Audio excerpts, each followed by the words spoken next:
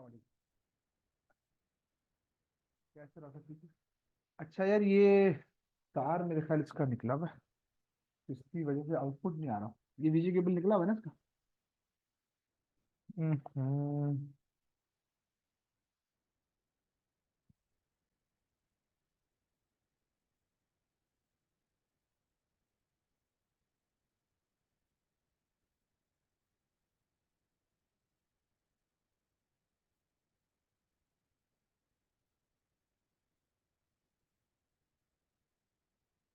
यार ये इसका वीजे केबल निकला हुआ है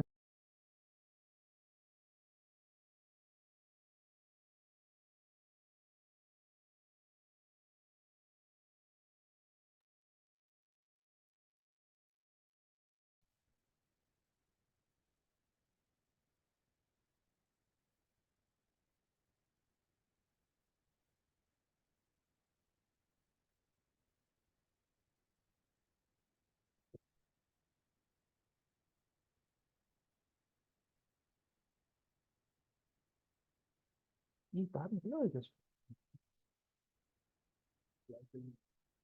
ये तार कैसे इसका? ये निकला हुआ है,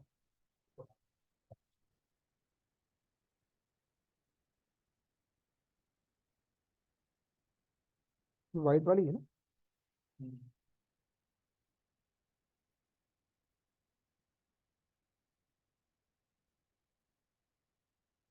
डायरेक्ट लगाओ। हाँ,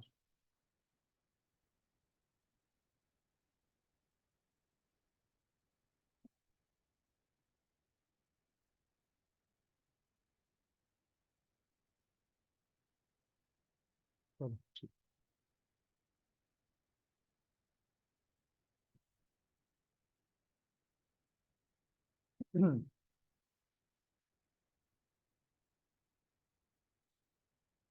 ओके, सबसे पहले ऑनलाइन स्टूडेंट्स, आपको मेरी आवाज और स्क्रीन क्लियर है?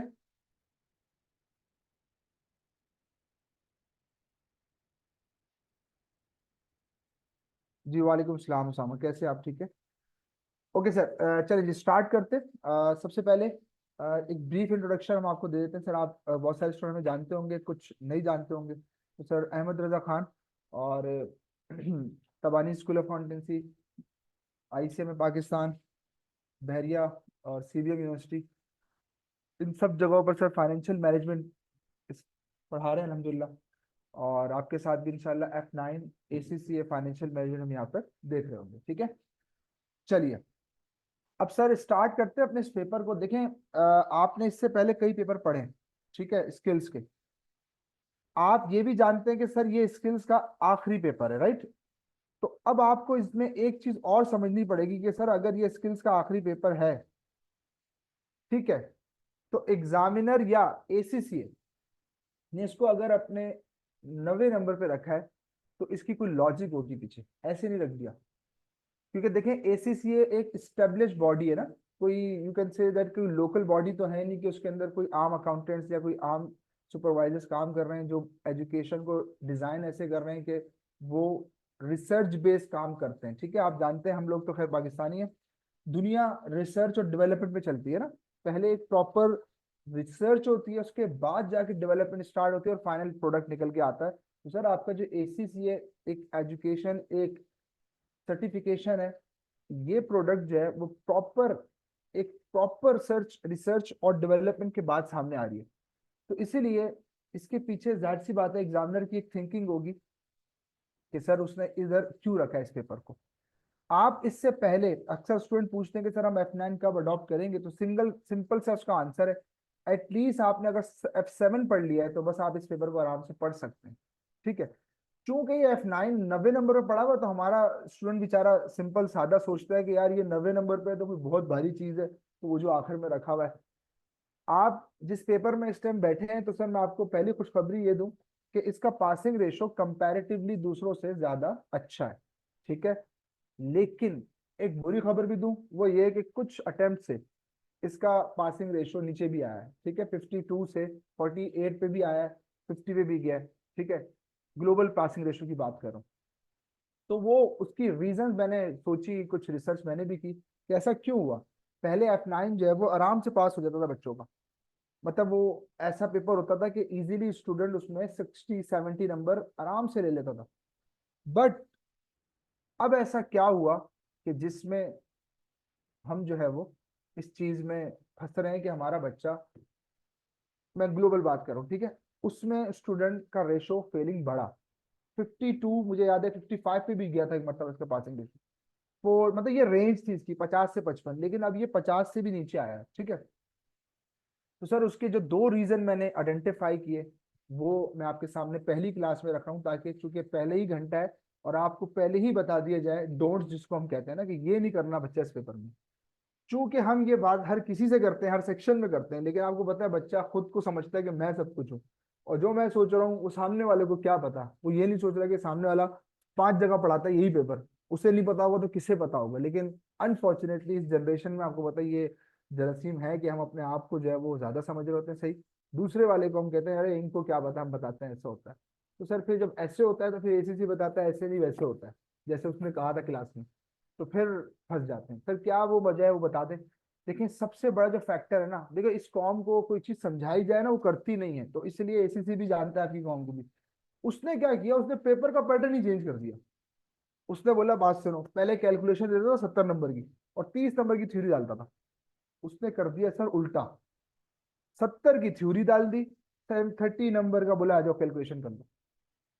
हाँ ये मैं आपको एक फैक्ट बता रहा हूँ, जो पहली मेरी रिसर्च में ये चीज सामने आई कि why F9 passing ratio is declining in every attempt.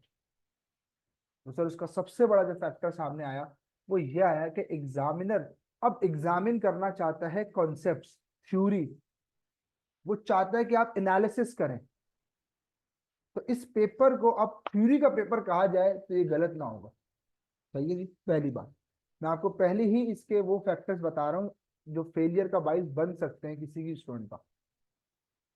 तो सर पहला रीजन ये है कि हमारे पेपर स्ट्रक्चर के अंदर जो थ्योरी का फैक्टर है वो बहुत ज्यादा है।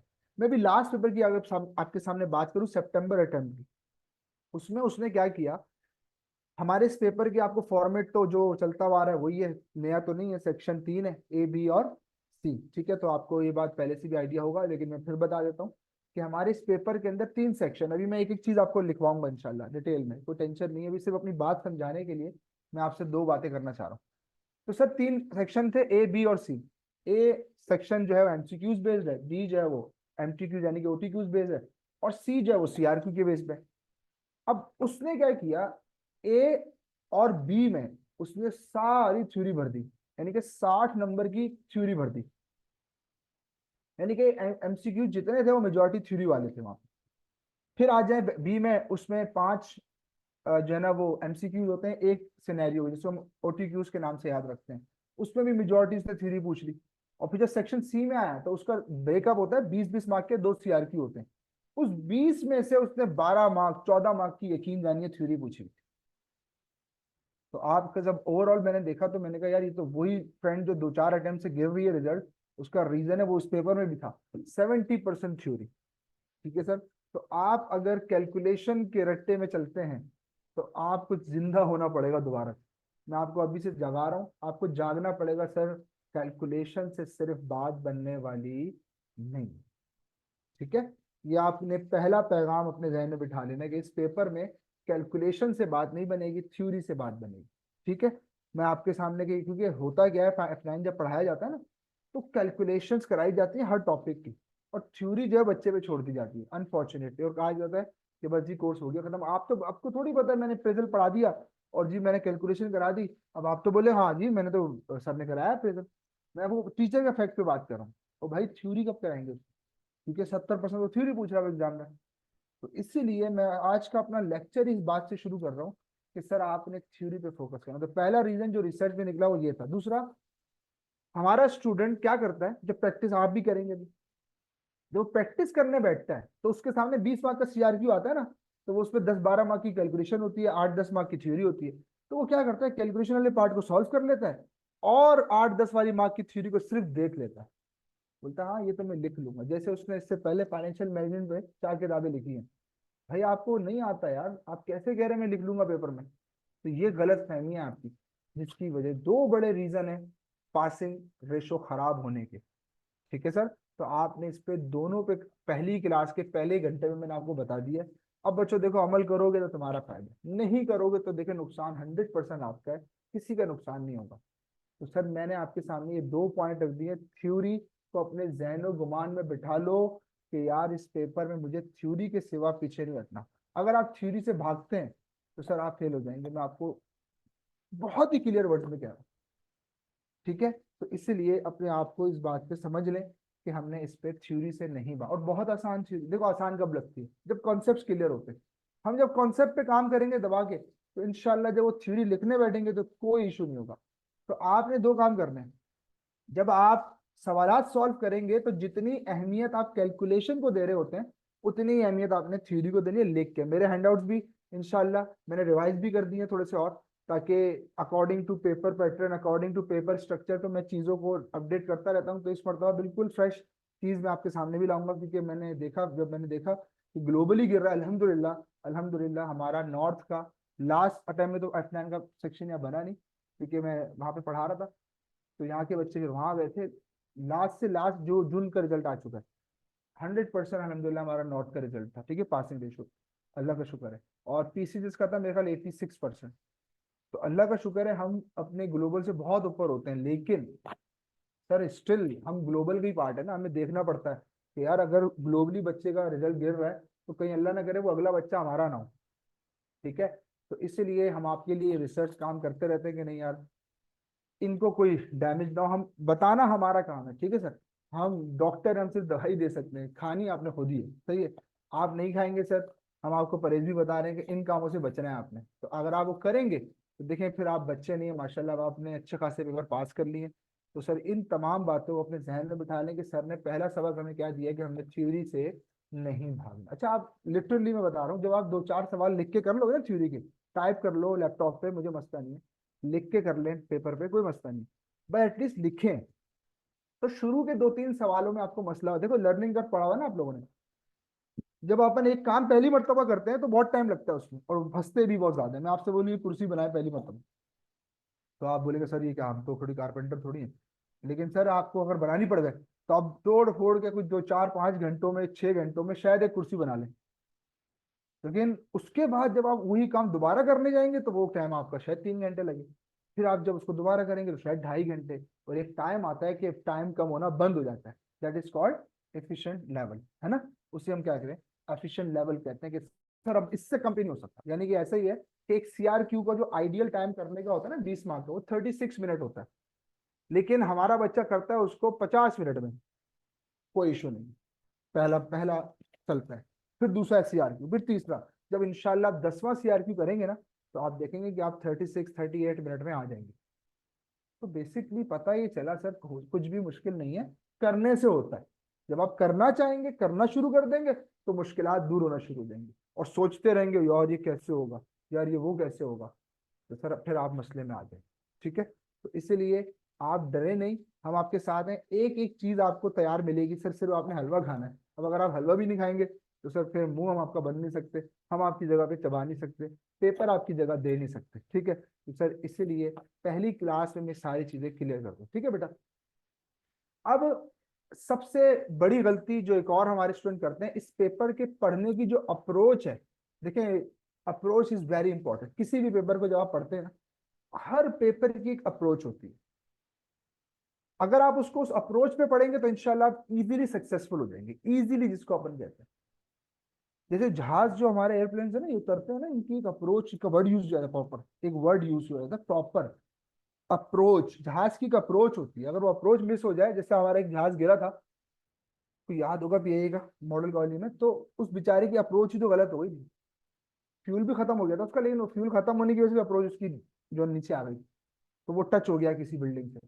तो कहने का मकसद ये है कि अप्रोच जब सही होगी तो लैंडिंग सही होगी। लैंडिंग हमने करनी सेफली, यही हमारा ऑब्जेक्टिव है यहाँ, कि आज से हम स्टार्ट कर रहे हैं, टाइमली बेसिस पे स्टार्ट कर रहे हैं, तो इंशाल्लाह टाइमली खत्म करेंगे, और टाइमली सही अप्रोच से इसको पढ़ेंगे तो इंशाल्लाह प्रॉपर 1.5 महीने बाद जो रिजल्ट आएगा वो प्रॉपर सही लैंडिंग की सूरत में आएगा, कि हम अल्हम्दुलिल्लाह इसको इजीली करके आगे बढ़ गए। तो सर वो अप्रोच क्या है जिसकी आप बात कर रहे हैं कि इस पेपर को पढ़ने की अप्रोच क्या होनी चाहिए। देखो आज से पहले तक तुम जितने पेपर पढ़ के आए हो ना, वो एज अकाउंटेंट पढ़ के आए हो। मतलब मैं रिपोर्टिंग की बात कर लेता हूँ, F3 की बात कर लेता हूँ। F3 के बाद आप F7 की तरफ आते हैं नॉर्मली। तो उसमें आप क्या करते हैं, उसमें आपको IAS, इंटरनेशनल अकाउंटिंग स्टैंडर्ड, उसके अकॉर्डिंगली हर एक चीज को रिकॉर्ड करना है। आप उसमें अपना एक जरा इनपुट भी नहीं दे सकते। सवाल ही पैदा नहीं होता कि आप उसमें इनपुट दे दें। बात समझ में आ रही? बिल्कुल नहीं दे सकते, बिल्कुल नहीं दे सकते। क्यों? Because we are just preparing financial statements, जो कि हमारा ऑडिटर हर कोई डिमांड करता है कि you must prepare your financial statements according to IAS। आप उसके फ्रेमवर्क को नहीं छेड़ सकते। तो इसका मतलब यह हुआ कि जब फ्रेमवर्क की बात हो गई, तो एक फाइनेंशियल रिपोर्टिंग या एक अकाउंटेंट जब ये अकाउंट्स बना रहा होता है, तो वो बेचारे डब्बे में बंद है। उसने उसी जो बॉर्डर लाइंस है उसमें रहते हुए काम करना है, यानी कि वो अपनी तरफ से कोई इनपुट उसमें दे नहीं सकता। लेकिन जो पेपर आप पढ़ने आए, यहां पर कोई फॉर्मेट नहीं है। ठीक है, पहली बात। अक्सर बच्चे पूछते सर वो पेपर फॉर्मेट बता दें, सॉरी पेपर में सॉल्यूशन करने का फॉर्मेट बता दें। तो मैं उनसे बोलता हूँ बेटा पहली क्लास में बताया था कोई फॉर्मेट, बस तुझे जैसा आता है करके सही आइयो बस। एक बच्चा यूं कर रहा है सही है, यूं कर रहा है तब भी सही है, अगर यूं कर सकता है तो भी सही होगा। ठीक है। तो कहने का मकसद ये है कि आपने इसके अंदर कोई फॉर्मेट के नंबर भी नहीं है। एग्जामिनर आप रिपोर्ट आपको मैं दूंगा अभी, तो आप पढ़ेंगे लिखा हुआ है बड़ा बड़ा, there is no mark for proper format, because format है ही नहीं भाई। मैं किस IAS आपसे बोलता है सेल्स में इनकम स्टेटमेंट सबसे पहले लिखनी है, कॉस्ट ऑफ गुड्स सोल्ड ऊपर नहीं लिख सकते। क्यों? क्योंकि उसने बताया है, पहले से डिफाइन है चीजें, फॉर्मेट दिया हुआ है, स्टैंडर्ड बना हुआ है, IAS 1 बना हुआ है, उसको वायलेट नहीं कर सकता। जब एक रूल ऑफ लॉ डिफाइन होता है, अब तोड़ोगे तो गलत है। जब इसका rule of law he define नहीं है तो भाई तोड़ना कैसा है ना?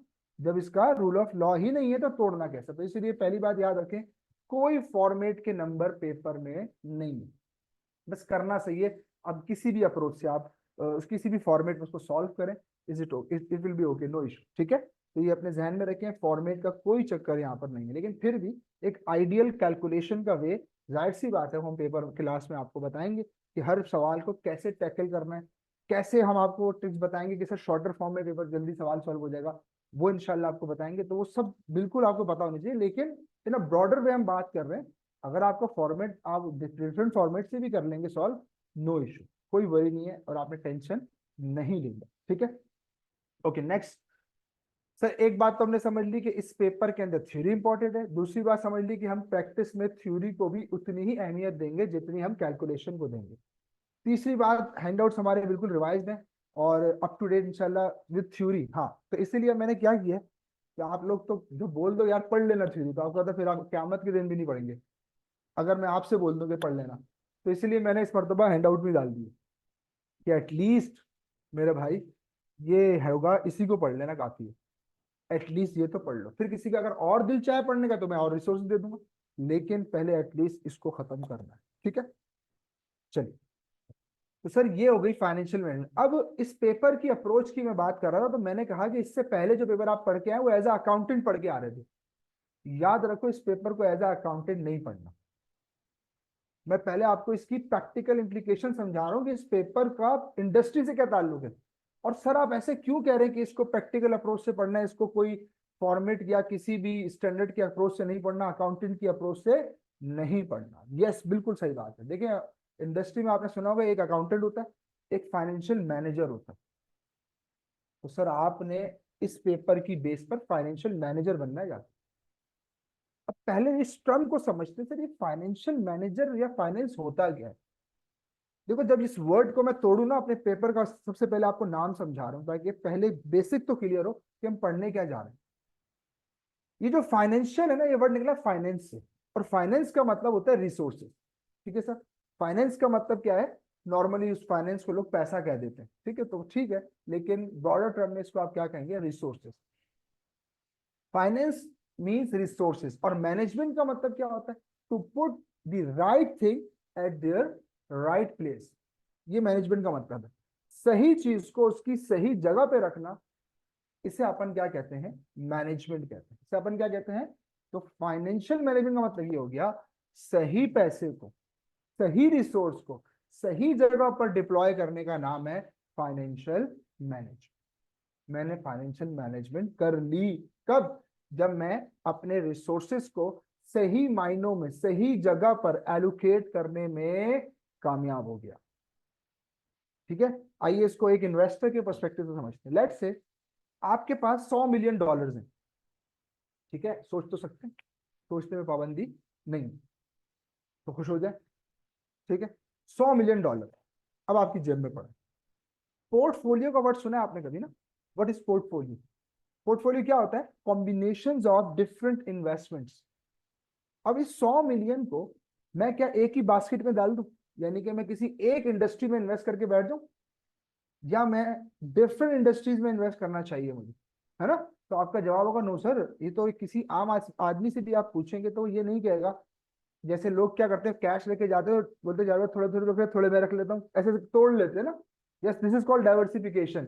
ये क्यों किया आपने? रिस्क को मैटिगेट करने के लिए।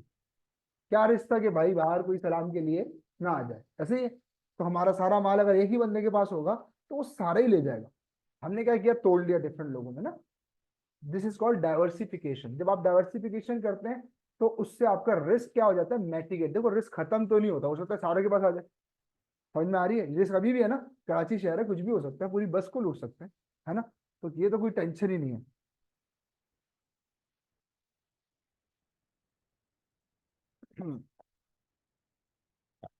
Sir okay, just a minute, मैं दूसरा इंटरनेट कनेक्ट कर देता हूँ, एक सेकंड दीजिएगा मुझे।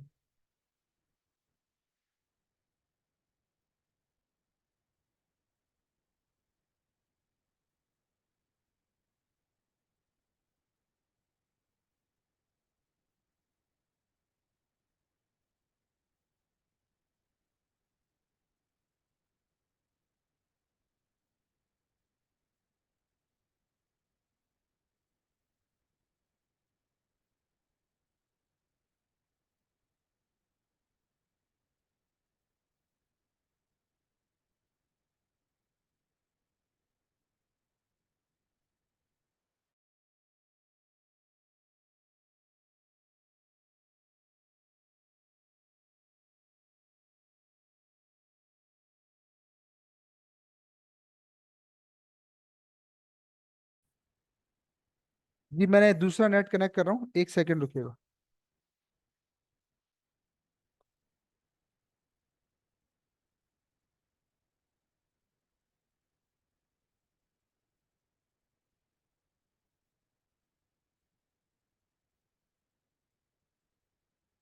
सर वो आपकी तरफ ओके हो गया, यहाँ थोड़ा सा डिस ओके हो गया, कि हमारी स्क्रीन बंद हो गई यहाँ पे।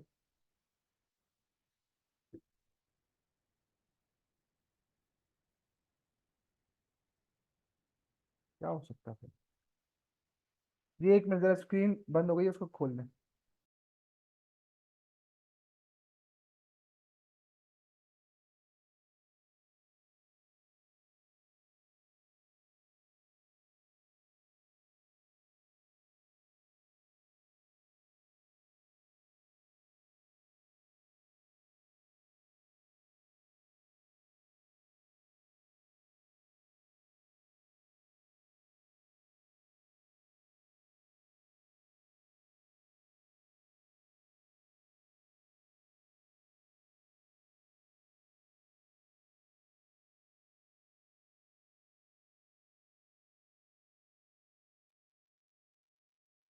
चलो जी स्टूडेंट्स, अब मेरी आवाज बिल्कुल क्लियर है आप लोगों को? स्क्रीन भी सब ठीक है?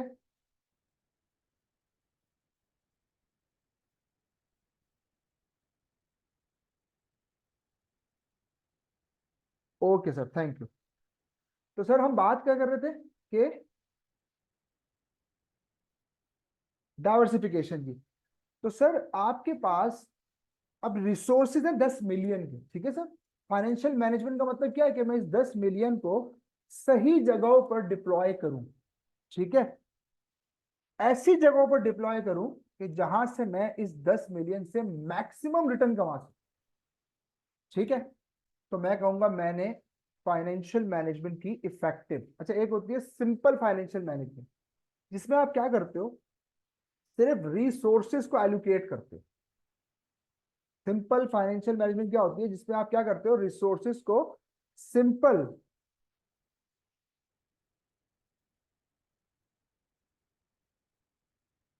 चलो thank you sir, very good, पहली मतलब एक कमेंट सुना मैंने, थैंक यू।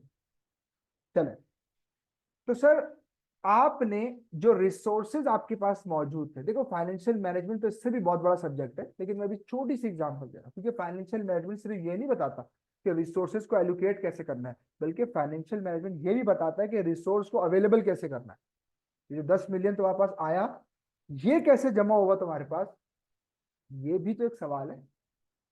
सर आपने तो डायरेक्ट बोल दिया आपके पास 10 मिलियन है, तो मैंने सिर्फ छोटी सी एग्जांपल देनी थी, मैंने कहा ये बहुत बड़ा पेपर है, तो इस पेपर को अकाउंटेंट के तौर पे नहीं पढ़ना।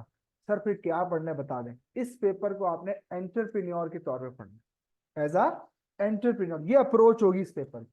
जो मैं आपसे कह रहा था, there should be a right approach. Sir what is right approach, you must study this paper just like a entrepreneur, just like a decision maker, right. हम एंटरप्रेन्योर को ऐसे एक्सप्लेन करते हैं कि जो रिस्क टेकर हो, जो न्यू डिसीजंस में जाना जानता हो, नया रिस्क लेना जानता हो, नई डाइवर्सिफिकेशन, नई इन्वेस्टमेंट्स करना जानता हो, न्यू आइडियाज लाना जानता हो, ऐसे ही। बिल्कुल, आपने इस पेपर को ऐसे ही पढ़ना है। सर एक फर्क तो बताएं, एक अकाउंटेंट और एक एंटरप्रेन्योर में क्या फर्क होता है। हम आप कह रहे हैं कि पहले एज ए अकाउंटेंट पढ़ते थे, तो अब आप कह रहे हैं एज ए एंटरप्रेन्योर पढ़ना है। सर प्लीज इसका डिफरेंस तो बताएं हमारे को, तो आइए इसका डिफरेंस समझते हैं। देखो बच्चों, एक अकाउंटेंट क्या करता है, एक अकाउंटेंट क्या करता है। सर एक अकाउंटेंट ये करता है कि पास्ट में जो हुई हुई ट्रांजेक्शन है ना, अब अगर अपना अकाउंटिंग साइकिल याद करो, तो सबसे पहले ट्रांजेक्शन वो डे बुक में चली जाती है, फिर डे बुक से डबल एंट्री, डबल एंट्री से टी अकाउंट से ट्रायल बैलेंस, ट्रायल बैलेंस से कुछ एडजस्टमेंट वेस्टमेंट करके फिर क्या बन जाती है, financial statement, right. Okay, very good. Sir ये सब क्या हुआ, पास्ट की ट्रांजेक्शन्स को प्रेजेंट में रिकॉर्ड किया।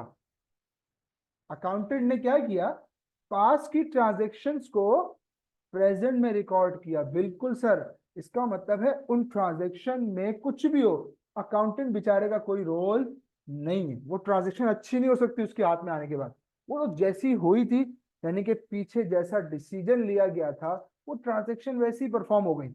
इस बेचारे का काम सिर्फ उसको क्या करना है, रिकॉर्ड करना। तो इसलिए आज 7 में आपको डेटा दिया जाता था सारा, कि भैया ये लो फाइनेंशियल स्टेटमेंट बना दो, ये ट्रायल बैलेंस है, ये एडजस्टमेंट कर दो, प्रीपेड इतना था, एक्रूअल इतना था, इन्वेंट्री डैमेज हो गई, है भाई प्रोविजन बना दो। सब क्या था, पास्ट ट्रांजेक्शन, उसको आप प्रेजेंट में रिकॉर्ड कर। ये है एक अकाउंटेंट का काम। अकाउंटेंट का काम सेकेंडरी है। सर अभी बताता हूँ सेकेंडरी क्या क्यों है। अकाउंटेंट का काम फाइनेंशियल स्टेटमेंट्स प्रोड्यूस करना है, ऐसा ही है, बिल्कुल सर।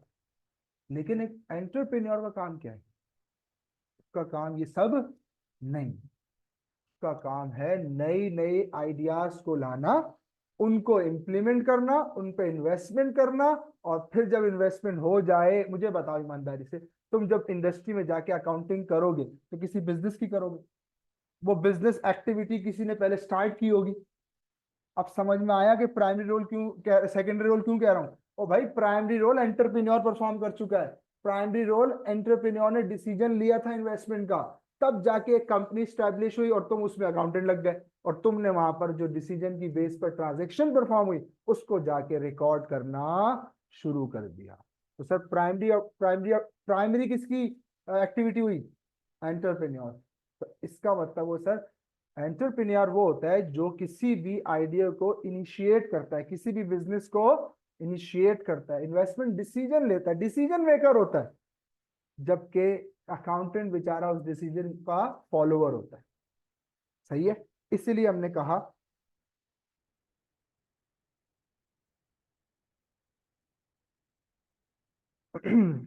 ये बताइए आपके F3 में कितने नंबर थे, फिर बताएंगे, ठीक है।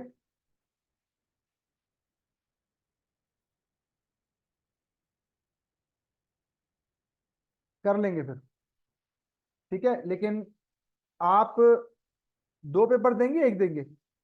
अच्छा क्लास के बाद आप प्लीज मुझे मैसेज कर लीजिएगा, अभी मैं जरा पढ़ा लूँ, फिर इसके बाद आप मुझे व्हाट्सएप पे, अभी ग्रुप बन जाएगा तो आप मुझे पर्सनली व्हाट्सएप कीजिएगा, मैं इंशाल्लाह आपको डिटेल ऑडियो छोड़ दूंगा फिर, ठीक है। चलो, तो सर आगे बढ़ते हैं। तो सर मैंने आपसे पहला डिफरेंस क्लियर हो गया आपको कि एंटरप्रेन्योर और अकाउंटेंट में क्या फर्क होता है। तो इस पेपर को आपने एज अ डिसीजन मेकर पढ़ना है, नॉट फॉलोअर, ठीक है सर। यस, पहली बात तो ये, ठीक है। अब सर आपने कह दिया कि इस पेपर को एज अ डिसीजन मेकर पढ़ना है, तो मुझे एक बात तो बताइए कि हम इस पेपर को, या जब इस पेपर को पढ़ेंगे, चलो पेपर को साइड पे करो, प्रैक्टिकल बात करते हैं। सर प्रैक्टिकली जब मैं एक फाइनेंशियल मैनेजर को देखता हूँ या एक फाइनेंस को मैनेज करने वाले इंसान को देखता हूँ, तो वो ऐसे कौन से डिसीजन है जो लेता है। देखो डिसीजन मेकिंग जो ना हमारी जिंदगियों में खून की तरह शामिल है ना। देखिए आप, आज जुम्मे का दिन था, ठीक है सर, आज आपने एक डिसीजन लिया होगा कि यार आज मैं फलाना कुर्ता पहनूंगा, लिया होगा। मैं आज जुम्मे की नमाज फलानी मस्जिद में पढ़ूंगा, मैं इस रास्ते से जाऊंगा, मैं आज टीएसए जाऊंगा या नहीं जाऊंगा, मैं आज F9 की क्लास लूंगा या नहीं लूंगा। Each and everything that you are doing, that's just according to your decision making. और डिसीजन मेकिंग का स्टार्ट आपके दिमाग से होता है, क्या ख्याल है। तो सर डिसीजन मेकिंग तो एक ऐसी चीज है जो आपकी जिंदगियों में रची बसी हुई है। हर वक्त आप डिसीजन मेकर बने हुए होते हैं नॉर्मल जिंदगी में। तो सर अब जब इस पेपर पे आप आ रहे हैं, तो इस पेपर में भी आप प्रॉपर डिसीजन मेकर बन जाए, ठीक है। जस्ट मेरी कॉल है। अस्सलाम वालेकुम। अस्सलाम जी, कौन।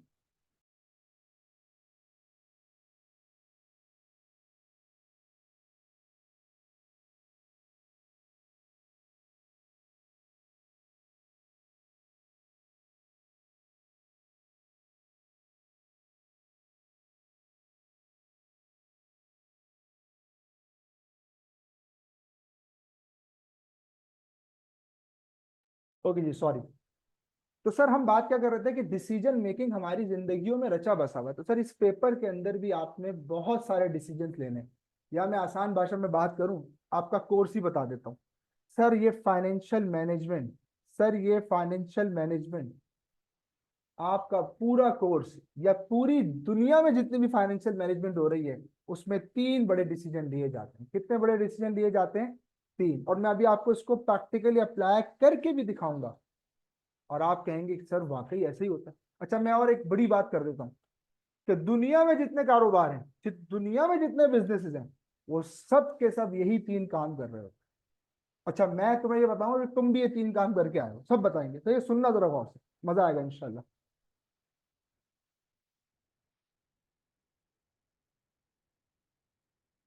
जी सर, मिल जाएगी। ठीक। ओके सर, आइए एक बिल्कुल बिल्कुल एक लेमैन की तरह समझते हैं इसको, ठीक है। बहुत आसान और मजे का पेपर है ये, आपको कोई रट्टा लगाने की जरूरत नहीं पड़ेगी, ठीक है।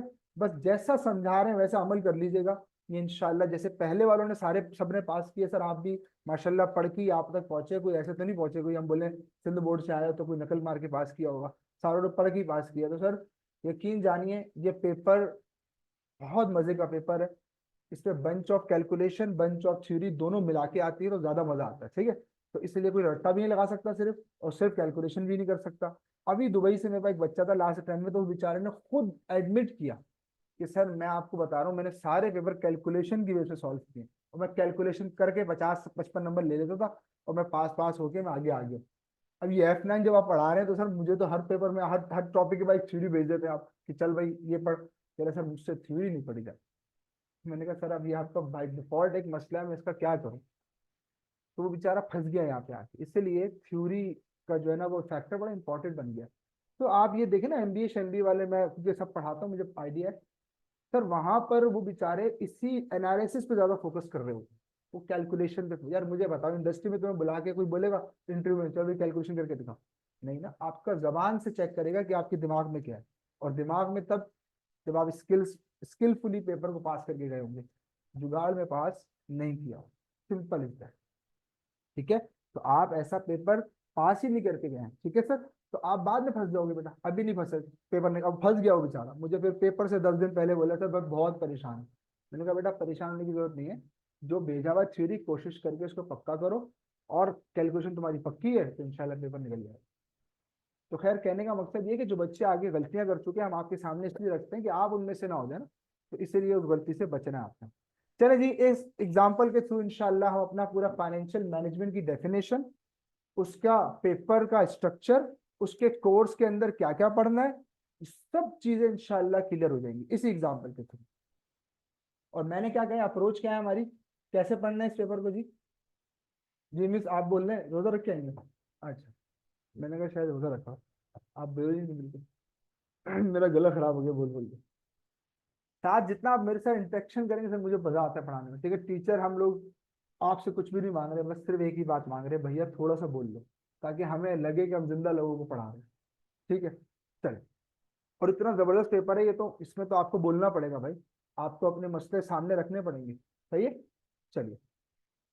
सर हम लेट सपोज एक शूज का शोरूम खोलना चाहते हैं, चलो ठीक है, हमारा मूड है कि यार हम ना हर ब्रांड का शूज बेचेंगे, हर्ष पपीज का, बाटा का, सर्विस का, अर्बन का, इसका उसका सबका, सीके का और इसका और उसका, पूमा का, सब बेचेंगे। ये हमारा आइडिया है बिजनेस। मुझे ईमानदारी से बताओ, ये आइडिया जहन में आने के बाद क्या दुकान तैयार हो गई? नहीं सर बिल्कुल नहीं। तो इस तरह तो दिन में मैं पता नहीं बिल गेट्स के ऊपर चला जाऊं? नहीं, बिल्कुल नहीं। तो चलो, आइडिया के बाद ही इंसान रास्ता नजर आता है, फिर इंसान चलना शुरू करता है। तो पहले इंसान रास्ता ही देखता है, फिर चलना शुरू करता है। सर रास्ता नजर आ गया, ऑब्जेक्टिव आ गया जहन में कि यार मुझे जो है ना वो एक्स्टेब्लिश करना है शोरूम शूज का। चलो ठीक है, पहला काम हो गया। एंटरप्रेन्योर तुम कौन हो? हाँ बार बार कह रहा हूँ, इस पेपर को तुम जब इंशाल्लाह शोरूम बना लोगे तो फिर अकाउंटेंट रखोगे अपने पास, तो बड़े हो गए इस पेपर में आके। वो जो तुम पहले वंशी वाला काम करते थे, वो अब तुमने किसी और से करवाने हैं, इसलिए हम लोग मशहूर हैं आईसीएम, सीए, एसीसीए वाले की, ये तो मुंशी बने थे। सही है, इनके पास तो नए आइडियाज ही नहीं होते, बेचारे सिर्फ खाते बनाना जानते हैं। और ये बात सही है। मैं यूनिवर्सिटीज में अल्हम्दुलिल्लाह कराची की बड़ी यूनिवर्सिटी में पढ़ाता हूँ, कुछ छोटी यूनिवर्सिटी भी नहीं है, सीबीएम हो गया, बैरियर, सर वहां पे वो लोग इसी पे काम कर रहे हैं, प्रेजेंटेशन पे, आइडियाज पे, स्किल्स पे, कम्युनिकेशन सॉफ्टवेयर स्किल्स, ये पता है ईआरपी के कोर्स करवा रहे हैं। हाँ, तो सर ये हमारा लैकिंग पॉइंट है हमारी प्रोफेशन बॉडीज, चाहे पाकिस्तान की हो चाहे यूके की हो, किसी की भी हो। ठीक है ना, तो इसलिए आपको बता रहा हूँ कि ये हमारा मसला है। बहरल हमारे जहनों में क्या बना हुआ है कि हम सिर्फ जाकर 2-4 लाख रुपए की जॉब करेंगे बस, इससे ऊपर गए ही नहीं अभी तक हम, कि यार ये फलानी फर्म में लग जाए। तो फलानी फर्म में जाके तुमने करना है क्या, किसी और कंपनी या किसी फर्म के जाके ऑडिट या रिकॉर्ड बनाने, और क्या करना है? तो कभी ये नहीं सोचते कि यार वो कंपनी हमारी हो जाए। सोचने को तो खैर सोच सकते हैं, लेकिन फिर होती नहीं है।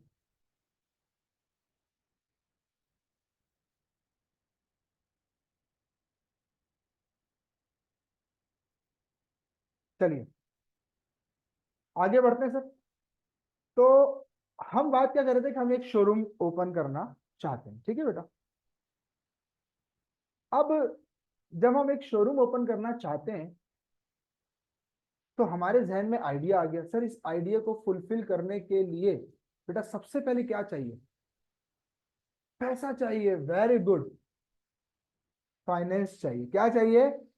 फाइनेंस। तो याद रखो, याद रखो, इस पेपर में, याद रखो इस पेपर में सबसे पहले जो तुमने पढ़ना है वो यही पढ़ना है, फाइनेंसिंग डिसीजन। समझ में आ रही बात?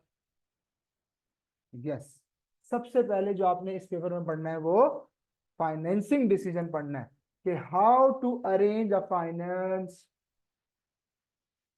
वो कौन से सोर्सेज हैं जहां से मैं फाइनेंस को अरेंज कर सकता हूं।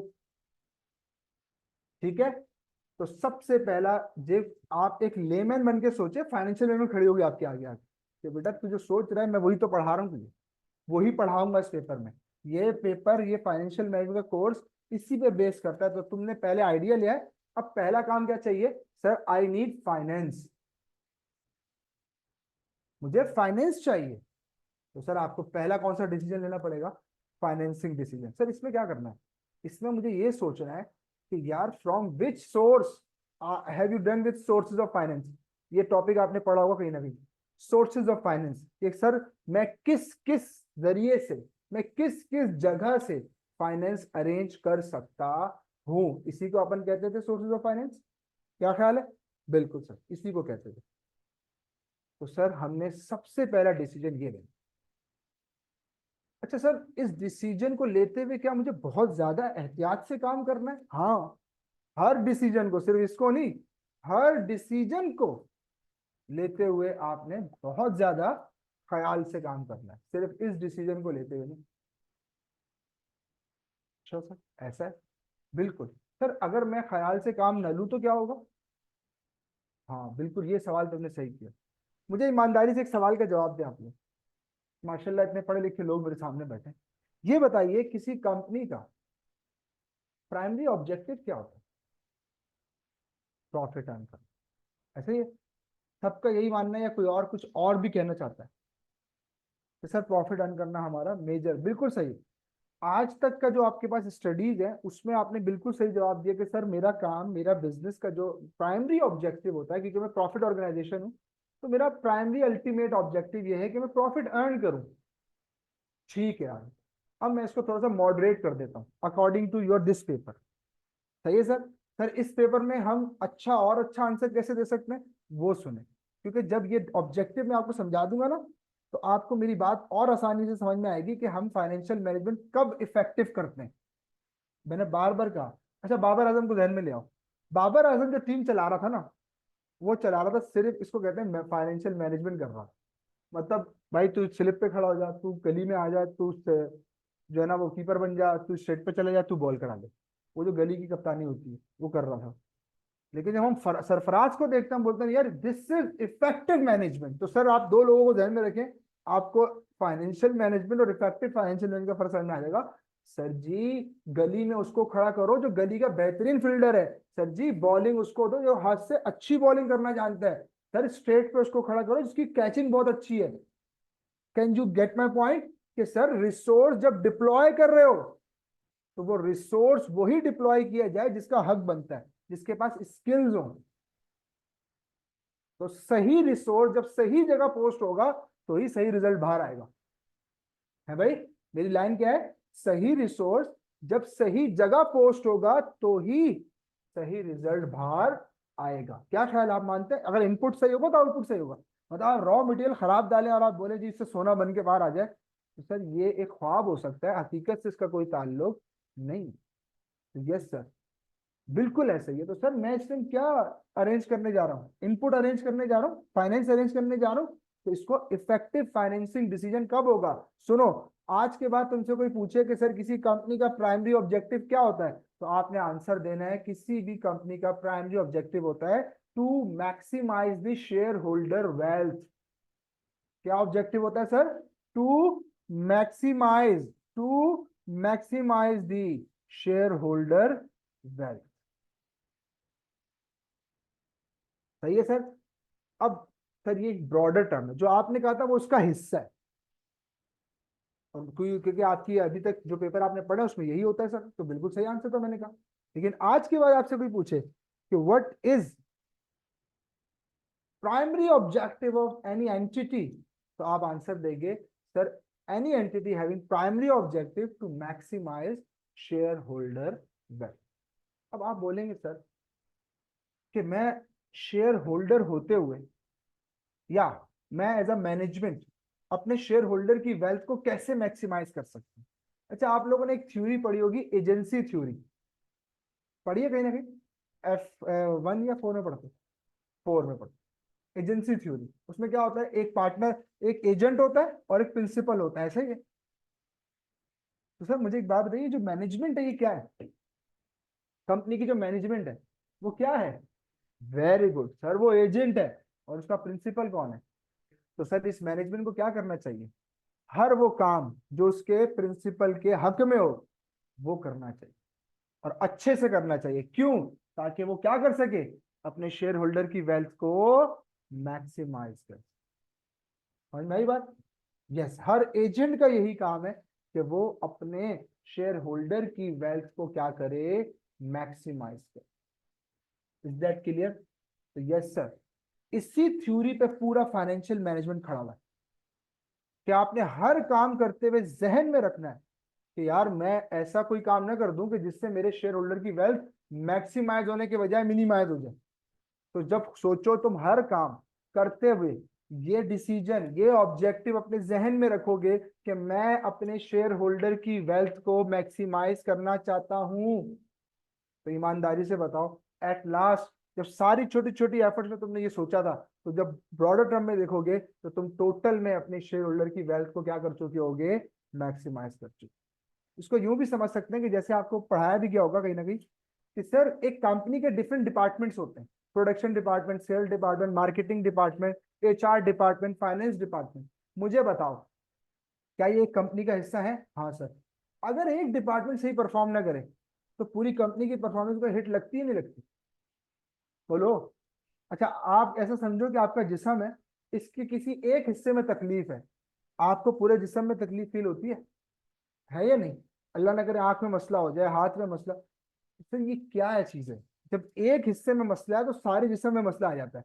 इसी तरीके से जब कंपनी का कोई एक डिपार्टमेंट बैठता है तो वो पूरी कंपनी को बिठा देता है। तो याद रखो, हर डिपार्टमेंट ने क्या कोशिश करनी है, मैक्सिमाइज शेयर होल्डर। जब सारे department up to the mark काम करेंगे सर, तभी जाके आप अपनी कंपनी का अल्टीमेट ऑब्जेक्टिव अचीव कर पाएंगे। बात समझ में आ रही है? तो यस सर, आपने इस बात को जहन में रखना है कि सिर्फ आप नहीं कर रहे काम, एज अ कंपनी बात कर रहे हैं, ये कंपनी का ये ऑब्जेक्टिव है। जब कंपनी के अंदर सारे डिपार्टमेंट आ जाते हैं, क्या ख्याल है, तो हर डिपार्टमेंट ने इंडिविजुअल कैपेसिटी में रहते हुए बेहतरीन अंदाज में काम करना है। चलो और आसान कर देता हूं, तुम लोगों ने वेरिएंसेस पढ़े हुए होंगे, है ना? उसमें सर आपको लिखवाते होंगे क्या? अब तो खैर सर हारिस चले गए, अल्लाह ताला उनको सेहत दे। तो वो बेचारे गला फाड़ फाड़ के लिखवाते थे कि बेटा इसका ये मसला था, इसको ऐसे इंप्रूव कर सकते, बोलते थे ना सर। तो सर हर डिपार्टमेंट की परफॉर्मेंस को जो है वो आप एनालाइज करते थे वेरिएंसेस के थ्रू, कि यार परचेज डिपार्टमेंट अच्छा काम कर रहा है नहीं कर रहा, प्रोडक्शन अच्छा काम कर रहा है नहीं कर रहा, सेल डिपार्टमेंट कैसा काम कर रहा है सर। तो सर ये सारे क्यों करते थे हम, परफॉर्मेंस मेजरमेंट क्यों करते थे? ताकि जब सबकी परफॉर्मेंस को क्या कर सके, बेहतर कर सके। और जब सबकी परफॉर्मेंस बेहतर हो जाएगी तो अल्टीमेट पूरी कंपनी की परफॉर्मेंस क्या हो जाएगी, बेहतर। जब पूरी कंपनी की परफॉर्मेंस बेहतर हो जाएगी तो सर अल्टीमेट आपकी कंपनी की जब परफॉर्मेंस बेहतर होगी तो उसके मालिकों की वेल्थ क्या हो जाएगी, मैक्सिमम। ठीक है, ये है हमारा आज के बाद से अल्टीमेट प्राइमरी ऑब्जेक्टिव। अब आप मुझसे एक सवाल पूछें कि सर अगर मैं एक शेयर होल्डर की बात करें तो एक शेयर होल्डर को कंपनी से क्या क्या मिलता है, कोई बता सकता है? Very good. एक शेयर होल्डर को कंपनी से क्या क्या मिलता है? एक तो आपने कह दिया क्या, डिविडेंड। एक तो आपने क्या कह दिया, डिविडेंड, बिल्कुल सही कहा आप लोगों ने, बिल्कुल सही मिलता है। दूसरा क्या हो सकता है? वेरी गुड, कैपिटल गेन जिसको हम कहते हैं, है भाई, कैपिटल गेन। ये दो चीजें एक शेयर होल्डर को अपनी कंपनी से मिलती हैं, डिविडेंड और कैपिटल गेन। डिविडेंड का मतलब हर एनुअली या क्वार्टरली जो भी कंपनी आपकी, क्योंकि अच्छी मल्टीनेशनल कंपनीज तो क्वार्टरली बेसिस पे भी डिविडेंड देती हैं, जिसको हम इंटरम डिविडेंड कहते हैं, ठीक है, वो भी देती हैं और एनुअली भी देती हैं। तो सर डिविडेंड एक तो आपकी वेल्थ को मैक्सिमाइज करेगा, और दूसरा कैपिटल गेन, यानी कि आपका शेयर सस्ता था, आपने महंगे दामों बेच दिया, तो डिफरेंशियल आपका क्या होता है, कैपिटल। तो ये दो चीजें हैं जिससे मेरे शेयर होल्डर की वेल्थ क्या होती है, मैक्सिमाइज। मुझे ईमानदारी से बताओ, ये दोनों चीजें कंपनी की परफॉर्मेंस से बेस करती हैं?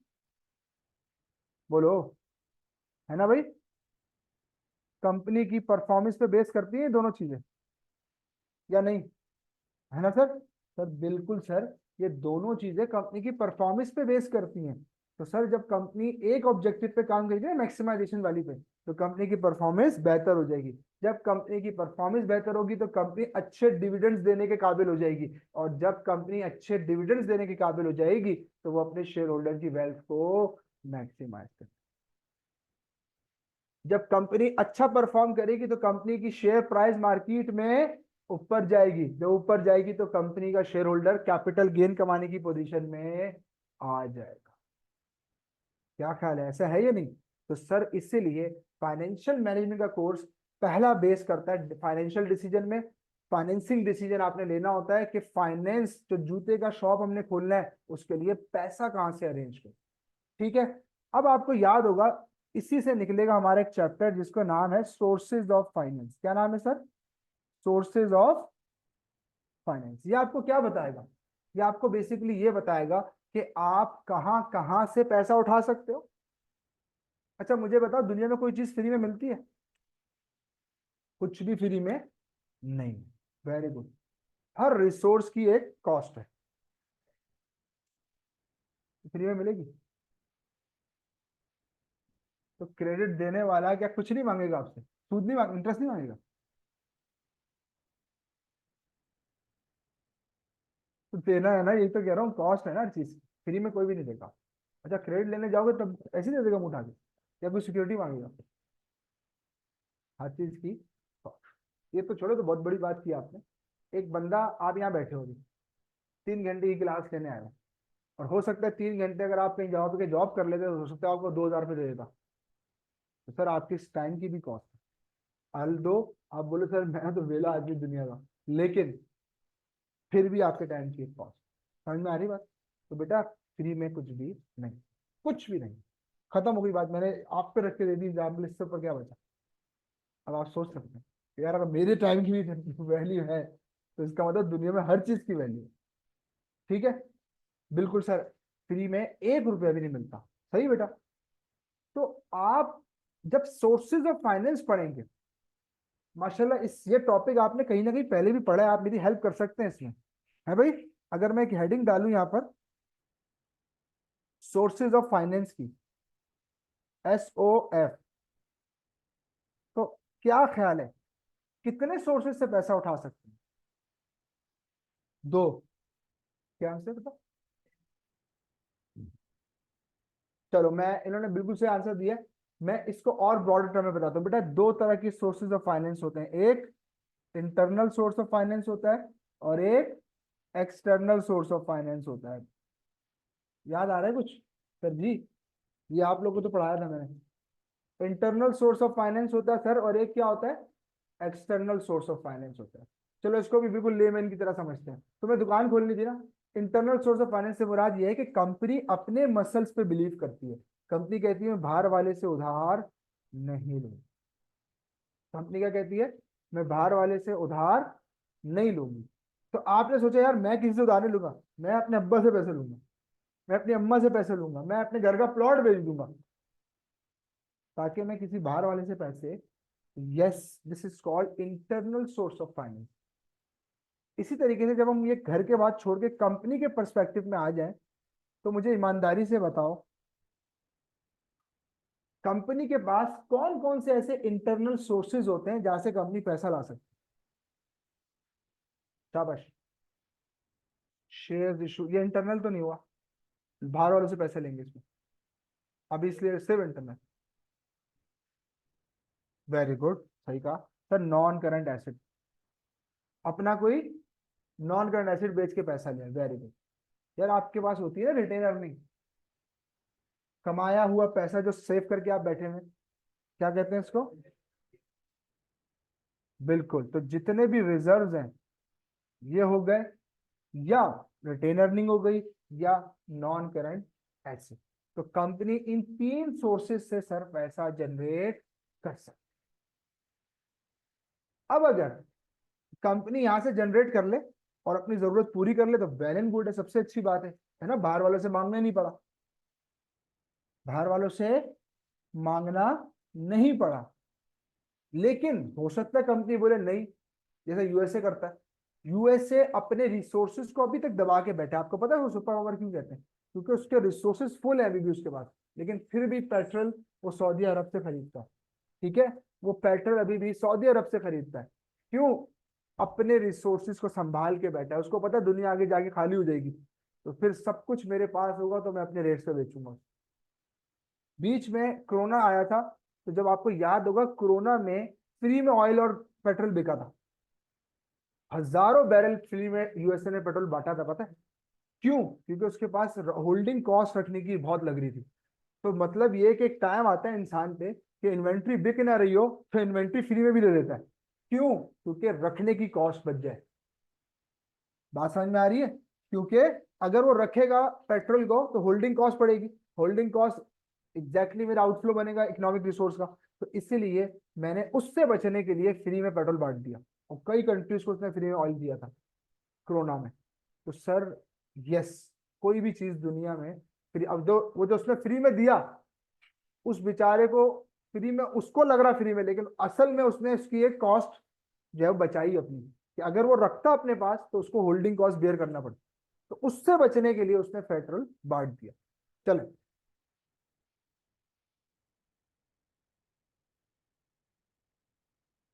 सर पता नहीं, हर फकीर हमारे गांव में आ जाए कहे हमें दे दो भीख, भाई ऐसे नहीं करो। हमारा मुल्क बहुत अच्छा है बेटा, बस कुछ लोगों की वजह से बेड़ा गर्क है। चले, तो बेटा ये 300, चलो अब अगली बात करते हैं। तो हम नहीं चाहते हमने रिसोर्सेज को इस्तेमाल करें, या हमारे पास इंटरनल रिसोर्सेज इतने स्ट्रांग है ही नहीं कि हम पैसा जनरेट कर सकें। तो हमने बोला चलो भाई तुम कैंसिल हो गए, हम तुमसे पैसा नहीं उठा रहे। अब किसकी तरफ नजर जा रही है हमारी? एक्सटर्नल सोर्स की तरफ। सही है बेटा? ये मैं जो बताता जा रहा हूँ, ये आपका चैप्टर बताता जा रहा हूँ, आखिर में दिखाऊंगा कि देखो ये तुम्हारा पूरा कोर्स है। ये तुम समझो कि सर अभी कोई ऐसी डिस्कशन कर रहे हैं समझाने के लिए, तो मैं आपको बता दूं ये आपका कोर्स डिस्कस हो रहा है। आप ठीक है बेटा? वो बातों बातों में इसलिए डिस्कस कर रहा हूँ कि आपको हेल्प वो है भी ना लगे, समझ में आए कि हमने इसमें पढ़ना क्या है एग्जैक्टली। ठीक है? अब बेटा जब एक्सटर्नल सोर्स की तरफ जाओगे, तो एक्सटर्नल सोर्स का मतलब यह है कि तुम अब बाहर वालों पे रिलाय करोगे। अब जब बाहर वालों पे जाओगे तो जो आप बता रहे थे उस पे ऊपर आएगी बात, या तो डेट से फाइनेंसिंग करोगे या इक्विटी से फाइनेंसिंग। भाई या तो किसी से उधार लोगे, डेट का मतलब उधार। अच्छा, डेट कितनी तरह का होता है कोई बताएगा? हाँ, पता नहीं यार ये कौन पढ़ा रहा है, ये जवाब मुझे हर जगह मिलता है। नहीं, ये जो जवाब ने दिया लॉन्ग टर्म और शॉर्ट टर्म वाला, ये जवाब बहुत मिलता है, पता नहीं क्यों ऐसा मिलता है जवाब। मैं इसको जरा थोड़ा मॉडिफाई करूं, तो आज के बाद, या शायद ये चीज आपके सामने से पहले नहीं गुजरी होगी, ठीक है हम इसको ऐसे कह लेते हैं, या शायद उस टाइम आपका लेवल नहीं था कि आप वो चीज समझ सको। ठीक है ना? तो एजुकेशन ऐसी ही बनाई जाती है कि आपके लेवल के हिसाब से चीजें हैं। डेट दो तरह का होता है, एक होता है ट्रेडेड डेट और एक होता है नॉन ट्रेडेड डेट। सही है? एक होता है ट्रेडेड डेट, एक होता है नॉन ट्रेडेड डेट। सर क्या फर्क होता है इसमें? देखो, एक डेट वो जिसे तुम मार्केट में ट्रेड कर सको, वो कहलाता है ट्रेडेड डेट। सर वो कौन सा होता है? Bond debenture. पांच दिखा दो, छह हो गए। बिलाल, हमाद, मोइज अली, सुमैया,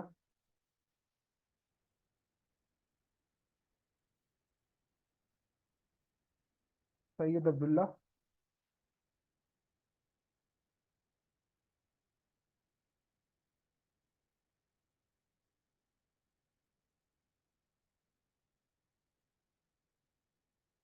और उसामा खान। ठीक है, थैंक यू। सर डेट दो तरह का होता है, एक होता है ट्रेडेड डेट, एक होता है नॉन ट्रेडेड डेट। देखो जब कंपनी बॉन्ड या डिबेंचर इशू करती है, तो बेटा बॉन्ड आपको पता है, गवर्नमेंट बॉन्ड भी आपने देखे होंगे कहीं ना कहीं 100-200 वाले जो होते हैं, वो आप किसी को भी सेल आउट कर सकते हो। This is called traded date.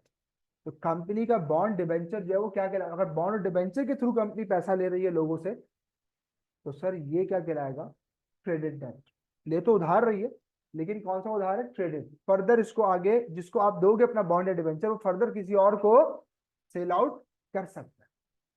एक होता है non traded debt. Sir non traded debt क्या होता है? Loan, bank loan. मुझे बताओ ईमानदारी से, क्या बैंक वाले तुम्हें लोन दें तो तुम अपना लोन, अपनी लाइबिलिटी किसी और के ऊपर ट्रांसफर कर सकते हो? बिल्कुल भी नहीं। बैंक बोलेगा तुमने लिया बेटा, तुम किसी और को, मेरे सारे क्या, मेरा पूरा बैंक दे दो, मुझसे जो तुमने उधार लिया मैं तुमसे वापस लूंगा। This is called non traded debt. इस डेट को आप फर्दर ट्रेड नहीं कर सकते। इस डेट क्लियर? तो डेट दो तरह का हो गया। तो अब बेटा जब हम एक्सटर्नल की तरफ जाएंगे ना सोर्सेज ऑफ फाइनेंस में, तो वहां पर फिर मुझे डिसीजन लेना है। पहला डिसीजन क्या लेना है कि डेट से उठाऊं या इक्विटी से उठाऊं पैसा। फिर मैंने चलो सेलेक्ट किया भी समझाने के लिए, चलो यार डेट से उठाते हैं। फिर जब डेट की दुनिया में आओगे तो वहां पे क्या डिसाइड करना है, क्रेडिट से उठाऊं या नॉन क्रेडिट से। फाइनेंशियल मैनेजमेंट का पहला सबक मैंने आपको दे दिया है, हर चीज की एक कॉस्ट है। पैसा किसी से भी लो, उसके ऊपर क्या पे करनी है, कॉस्ट पे। फ्री में कुछ भी निश्चित, ये याद रखिए। आप जितने भी सोर्सेस पढ़ा रहा हूँ, किसी से भी उठा लो पैसा लगेगा, इंटरनली भी ना उठा लो तब भी पैसा कॉस्ट लगेगी। सर वो क्या, कौन सी कॉस्ट है? अगर मैं अपना ही पैसा इस्तेमाल करूँ, सर आप तो बोल रहे हैं इसमें तो कोई कॉस्ट नहीं है, मेरा अपना पैसा है, कौन सी कॉस्ट हो सकती है? अपॉर्चुनिटी कॉस्ट, विच कॉस्ट, है ना? तो पता चला सर हर चीज की एक कॉस्ट है। तो जब मैंने कह दिया तो कह दिया, अब आप उसको पक्का कर लें कि फ्री में कुछ भी। सर ये जब ये लाइन पक्की कर लोगे ना, तो आगे चल के बहुत सारे कॉन्सेप्ट तुम्हारे खुद ही क्लियर हो जाएंगे। सही है, हाँ। तो बेटा आहिस्ता आहिस्ता आगे बढ़ रहा, साथ साथ आपको पूरा कॉन्सेप्ट भी समझा रहे हैं, साथ साथ आपको ओवरव्यू भी दे रहे हैं कोर्स का, साथ साथ आपको बता रहे हैं क्या क्या पढ़ना है, और कुछ कॉन्सेप्ट भी साथ साथ क्लियर करने की कोशिश कर रहे हैं हम यहाँ पे। अब आ जाओ बेटा, हमने कहा हम डेट से पैसा उठाएंगे। अब डेट से जब उठाएंगे तो डेट में दो डेट है, ट्रेडेड या नॉन ट्रेडेड, फिर उसमें से फैसला करेंगे कि किस में से उठाना है। सही है सर। आप जो इतनी बात इस पे कर रहे हैं, तो क्या हमने जब सिलेक्ट करना होता है सोर्सेज ऑफ फाइनेंस, तो क्या हमें इस पे बहुत ज्यादा केयरफुल रहना है? तो मैंने आंसर क्या दिया था, हाँ, क्योंकि हर सोर्स की एक कॉस्ट है। फॉर एग्जाम्पल, तुमने महंगा पैसा उठा लिया, महंगा पैसे से मुराद 20% सूद पे पैसा उठा लिया, बैंक के पास गए लोन लेने, और बैंक से तुमने 10 मिलियन लिए और 20% इंटरेस्ट पे उठा लिया। अब मुझे एक ईमानदारी से एक बात बताओ, जब तुम इस 10 मिलियन को फर्दर इन्वेस्ट करने जाओगे तो किस बात का ख्याल करोगे? वेरी गुड सर, मेरा प्राइमरी ऑब्जेक्टिव ये होगा कि एटलीस्ट ये जो 20 मिलियन 10 मिलियन का जो पैसा है, इसको जब मैं इन्वेस्ट करूं तो एटलीस्ट इतना रिटर्न हो कि मेरी कॉस्ट रिकवर हो जाए। और वो क्या है, कॉस्ट मेरी 20% इंटरेस्ट है ना। तो इसका मतलब उस इन्वेस्ट प्रोजेक्ट का जो रिटर्न होना चाहिए वो एटलीस्ट 20% से ऊपर होना चाहिए, या कम से कम 20 हो। इसको हम कहते हैं ब्रेक इवन कॉस्ट। क्या कहते हैं? Break even. चलो एक लफ्ज और बोल दूं, अगर आप हजम कर लें। ये जो तुमने बैंक से लोन लिया था, इसको हम कहते हैं कैपिटल। क्या कहते हैं? कैपिटल। और इसके ऊपर जो 20% सूद पे करोगे उसे कहते हैं कॉस्ट ऑफ कैपिटल, क्योंकि इसको पे किए बगैर तुम्हें कोई 1 रुपया भी नहीं दे। तो एक है कैपिटल, एक उस पे कॉस्ट पे करोगे, this that will be called as cost of capital. तुम्हारा 20 मार्क का सवाल आया है आखिरी पेपर में इस पे, पूरे बैग पे कॉस्ट ऑफ कैपिटल, पूरे 20 नंबर का सवाल।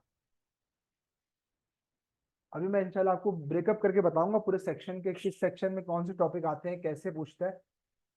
अल्हम्दुलिल्लाह जो बताया था वैसा ही डिट्टो आया है। डिट्टो एक तो होता है आगे पीछे हो जाए, अल्हम्दुलिल्लाह डिट्टो आया है, लेकिन सुनने की कमी है हमारे यहाँ। बोला भी था कि इसके सीआरपी ज्यादा करके जाना, तो वो आके बोल रहे सर वो उसकी थोड़ी थ्योरी रह गई, मिलते हैं बच्चे पर। तो गुस्सा आता है फिर यार, जब एक चीज आपको पहले से बताई हुई है, एक एक चीज कॉम्प्रिहेंसिवली क्लास में एक एक चीज बताई गई, आप फिर भी अमल नहीं करते यार। तो सर ये जो मैं नाम लेते जा रहा हूँ, ये आपके टॉपिक्स हैं, समझ में आ गई? सोर्सेज ऑफ फाइनेंस पूरा चैप्टर है आपका, उसी के साथ कॉस्ट ऑफ कैपिटल लगा हुआ है। क्योंकि जब सोर्स से पैसा उठाऊंगा तो फ्री में थोड़ी मिलेगा, क्या पढ़ाएंगे इसके साथ, कॉस्ट उसकी, तो इसको कहलाएंगे कॉस्ट ऑफ कैपिटल। सही है बेटा। तो सर आपने पैसा उठाया, कैपिटल उठाया किसी भी जगह से, उसको इन्वेस्ट करते हुए आप ये सोचेंगे कि एटलीस्ट जो इसकी कॉस्ट है ना, उसको मैं क्या कर दूं, रिकवर कर। उसी को मैंने क्या बोला था, कॉस्ट ऑफ कैपिटल। सही है बेटा। अब चाहे वो डेट से उठाओ, कौन सा डेट, ट्रेडेड हो या नॉन ट्रेड, सूद तो दोनों पे करना है। क्या ख्याल है? इंटरेस्ट जो है वो हर डेट पे करना है, चाहे आप बैंक से लो या आप लोगों से। लोगों से जब लेते हैं फिर बॉन्ड इशू करते हैं, फर्क पता है ना लोन और डिवेंचर बॉन्ड का। देखो मेरे साथ चलना बिल्कुल फेयर। अलिफ भी नहीं पता ना तो मुझे बता देना सर, अलिफ भी बता दे, मैं बता दूंगा। मेरे सामने डबल गेम नहीं करना कि आपको आता कुछ ना हो, मुंह बना के ऐसे बैठो सब आता है। तो सर मैं दिलों का हाल नहीं जानता, हम शक्ल से तो कुछ भी देख के आइडिया लगा लेते हैं, लेकिन इसके अलावा हमारे पास कोई इल्म नहीं है अभी। तो आपने बताना है हमें कि सर प्लीज यार ये वाला कॉन्सेप्ट जो पुराना है ये मेरा कच्चा है, जरा रिपीट कर दें, तो मैं रिपीट कर दूंगा। क्योंकि अभी के अभी डॉक्टर साहब मौजूद है, अभी जौन सी दवाई जौन सी मेडिसिन सब दे देंगे, पेपर के टाइम नहीं होंगे, है ना। तो इसलिए सर आई रिक्वेस्ट यू कि मैं बहुत खुश होते हैं हम पेपर में सवाल पूछने पे, आप पूछें सवाल, धड़ाधड़ पूछें, ठीक है। लेकिन घर पे पढ़ के भी आना है, सिर्फ यहाँ बैठ के आइंस्टाइन नहीं बनना। हाँ, तो अभी क्लास में हमारे आइंस्टाइन भी निकलेंगे, मैं अक्सर अपनी क्लास में कहता हूँ, तो सिर्फ क्लास में सवाल पूछते हैं। और वो क्या हुआ उसका, अभी है,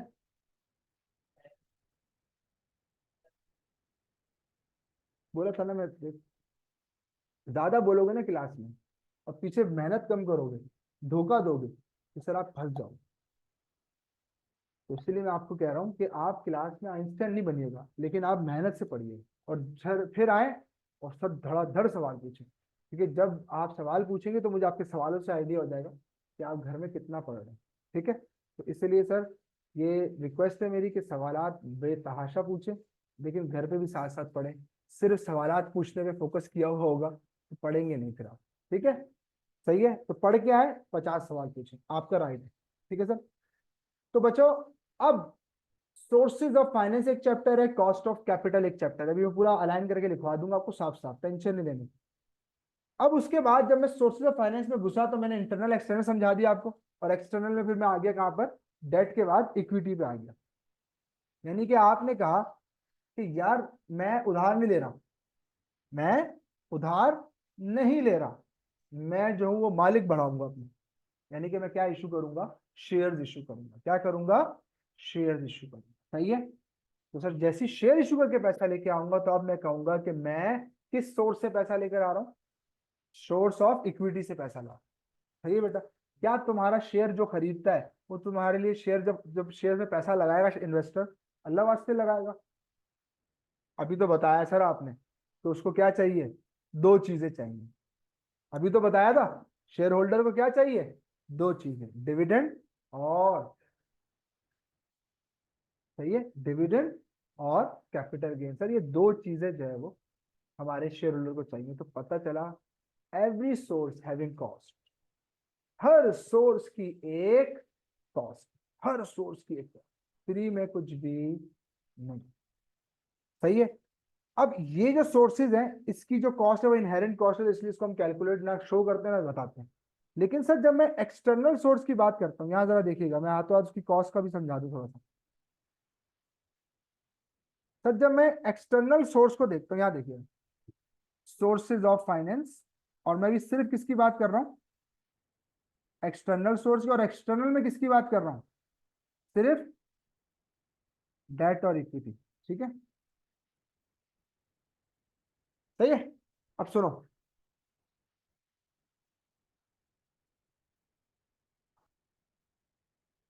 डेट मैंने कितनी तरह के बताए, क्रेडिट डेट और non credit debt. Credit debt क्या बताया, सही है, या डिबेंचर, सही, एक ही बात है, एक ही चीज के दो नाम है, पता नहीं। ठीक है, एक नॉन क्रेडिट डेट में क्या है, वेरी गुड, बैंक लोन। सही है बेटा, क्लियर है यहाँ तक। फिर इक्विटी में कितने सोर्स हैं, दो, एक होता है ऑर्डिनरी इशू, ऑर्डिनरी शेयर्स, और क्लियर, ऑर्डिनरी और प्रेफरेंस। अभी मेरे साथ रहो, ये चार्ट क्लियर है, इसमें किसी को कोई कंफ्यूजन। सर ऑर्डिनरी और प्रेफरेंस का फर्क याद है ना आप लोगों को? क्या नाम है बेटा, अब्दुल्ला, बेटा अब्दुल्ला, अच्छा अब्दुल्ला एक ऑनलाइन ही बैठा हुआ है जी। क्या फर्क होता है बेटा ऑर्डिनरी और प्रेफरेंस शेयर में, माशाल्लाह F3 F7।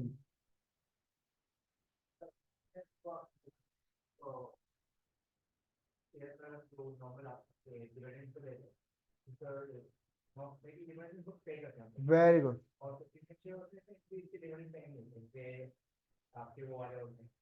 हम्म, सही है जी। राफे भाई, सॉरी। हाँ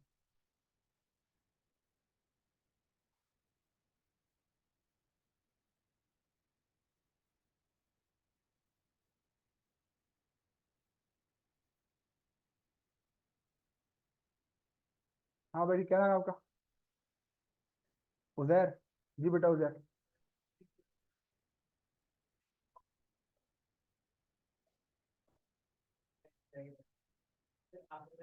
very good.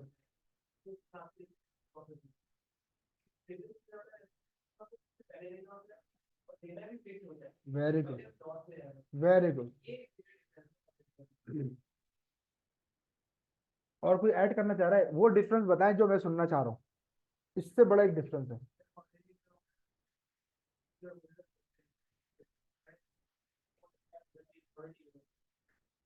Voting rights. Very good. Very good. है ना, ये सब पढ़ा हुआ है ना आपने, बस मैं सिर्फ, मेरा मकसद सिर्फ रिवाइज कराना है। सही है।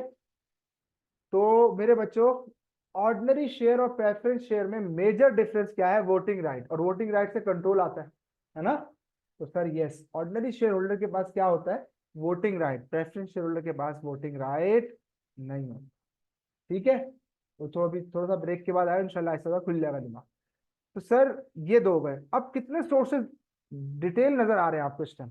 एक, दो, तीन, चार। सर ये चारों पढ़ने हैं आपने। सही है, पहली चीज। और इसकी कॉस्ट कैलकुलेट करनी है। दूसरी चीज, इसको हम बोलेंगे सोर्सेज ऑफ फाइनेंस, और इसकी जो कॉस्ट निकालेंगे उसे हम क्या बोलेंगे? Cost of. दो चैप्टर है आपके कोर्स। ठीक है बेटा। सही है। तो सर ऑर्डिनरी शेयर की जो कॉस्ट होगी उसे हम डोनेट किया करेंगे के ई से। किससे करेंगे? के ई से, cost of equity, cost of.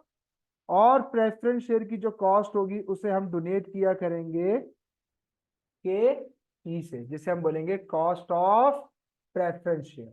सही है। लोन नोट्स ये रहे। ठीक है। अगली बात, ये दो कॉस्ट क्लियर है बेटा? बॉन्ड या डिबेंचर की जो कॉस्ट होगी उसको हम बोलेंगे के डी, कॉस्ट ऑफ डेट। और जो बैंक लोन की कॉस्ट होगी उसे हम बोलेंगे K B, cost of bank loan. Sir ये मैंने आपको ना 16 से 20 मार्क का पूरा सवाल आता है, उसका चार्ट बना के दिया। उसमें यही 8 फैक्टर्स कैलकुलेट करने होते हैं। कितने फैक्टर्स? 8। चार सोर्सेस की वैल्यू, डेट से कितना पैसा लिया, बैंक लोन से कितना लिया, इक्विटी से कितना लिया, प्रेफरेंस से कितना लिया, इनकी वैल्यूज और इनकी कॉस्ट। सर 15 से 20 मार्क इसी के देता है वो पेपर में। इस चार्ट को बना लो अपने पास जगह, ऊपर से ऊपर ना एक दो पेज छोड़ के बनाना ही, क्योंकि भाई मैं आपको पेपर पैटर्न, इंपॉर्टेंट टॉपिक्स की एलोकेशन, वो सब भी बताऊंगा, तो इसलिए ये जरा थोड़ा सा जगह देके बनाना है। प्लीज ऑनलाइन वालों लिख लो भाई।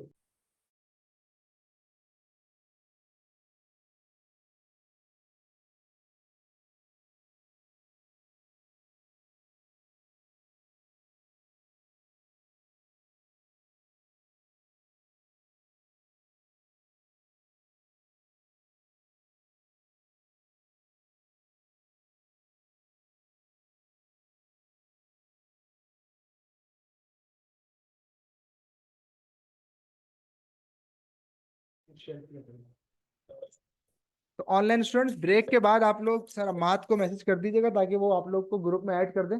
और फिर ताकि हमारी क्लास का ग्रुप जनरेट हो जाए, तो जितनी कम्युनिकेशन है, जो भी स्टफ मटेरियल मैं आपको भेजूंगा, वो सब इंशाल्लाह उसके थ्रू भेजेंगे। तो इसलिए ब्रेक के बाद आप लोग जो ऑनलाइन वाले हैं वो मैसेज कर दें सर अम्माद को, और जो फिजिकल वाले हैं उनके पास जाके मिल लीजिएगा।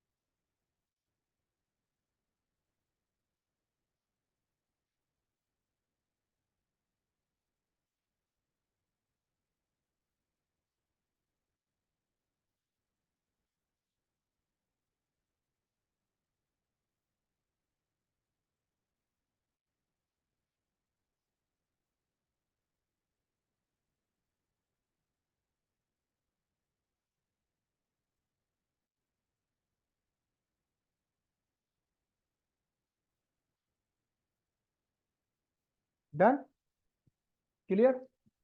चलिए सर, हम थोड़ी सी बात और करके फिर ब्रेक करेंगे 20-25 मिनट का, उसके बाद फिर हम फर्दर बात करेंगे आगे, ठीक है बेटा। चलिए, तो सर हम वापस आ रहे हैं। तो सोर्सेज ऑफ फाइनेंस, तो फाइनेंसिंग डिसीजन बेटा आपके कोर्स का पहला पिलर है। और बेसिक दुनिया में भी, अभी मैंने आपको जो एग्जांपल दे रहा था उसमें भी आप देखें तो ऐसे ही काम होता है। तो पहले बेटा आइडिया आया, अब फाइनेंस जनरेट हो गया। अब सुनो, दूसरा डिसीजन क्या लोगे? फाइनेंस अरेंज हो गया भाई, 10 मिलियन का फाइनेंस अरेंज हो गया। मुझे बताओ अगला डिसीजन क्या लोगे? Very good sir. अब ये जो पैसा मैंने अरेंज कर लिया, अब इसे कहाँ डिप्लॉय करना है, कहाँ इन्वेस्ट करना है? तो sir second activity is called as investing activity. सही है सर।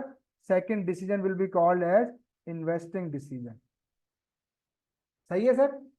पहला डिसीजन क्या था? Finance, how to arrange finance, from where to arrange finance. Second decision क्या लूंगा? Investment decision. सर पैसा जो अरेंज हो गया है उसे अब इन्वेस्ट कहाँ करना है।